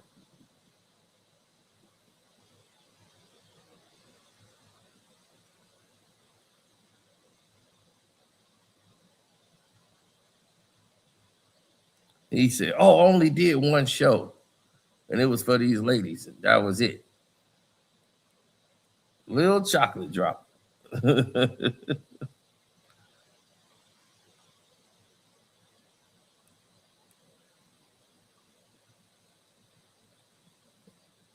Yeah. Kevin Hart used to be a male stripper in Philly.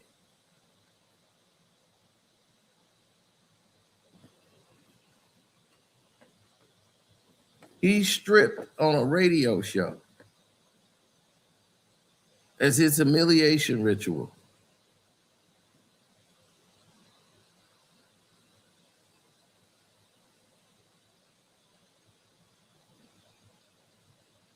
I don't say something. I don't make nothing up. It's all facts.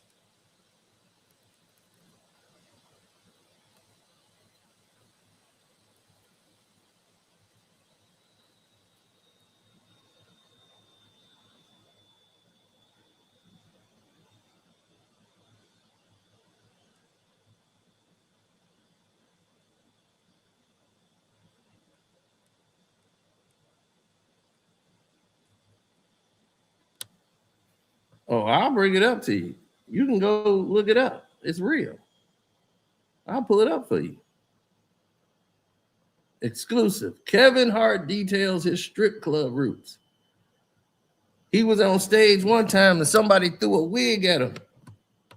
They threw a wig at him, like, take this wig. He went on 60 Minutes to talk about him being a stripper so he wouldn't get blackmailed anymore.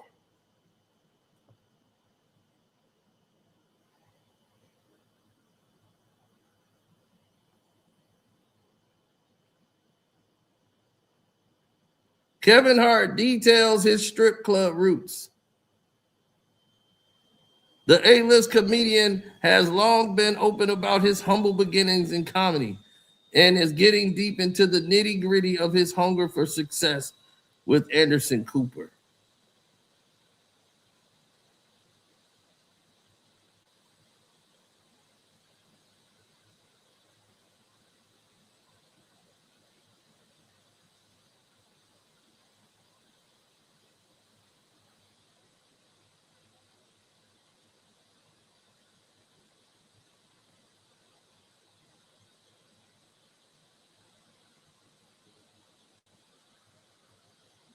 Mm-hmm.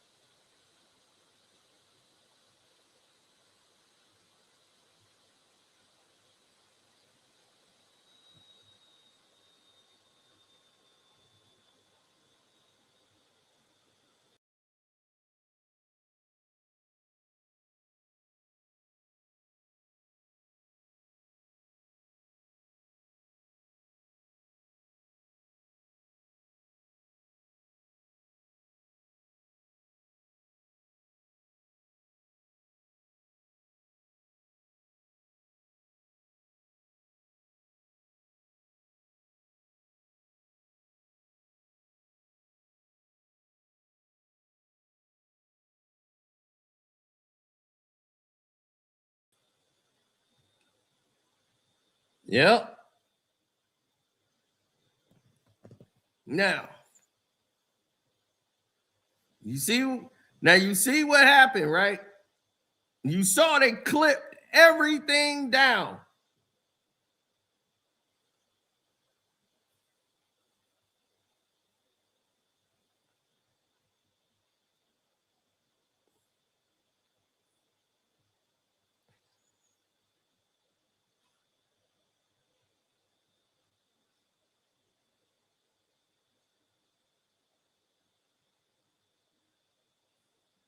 Now you see they took everything down. My whole PC went. I had to fire everything back up. I'm gonna have to go in here and re-clean everything out. Because I don't know what damage they just did.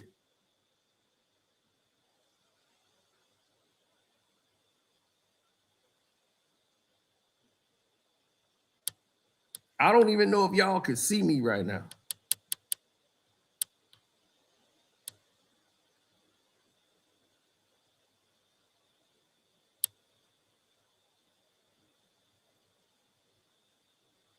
No, when we were doing that part, that's when they pulled the plug.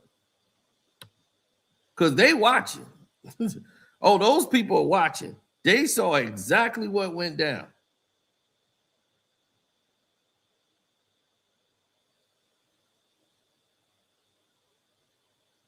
So Hollywood been watching me for a minute because I'm exposing their whole game, white and black. See, they don't care if you talk about blacks, but once you talk about the whites, then now they got a problem. When it's supposed to be Hollywood, right?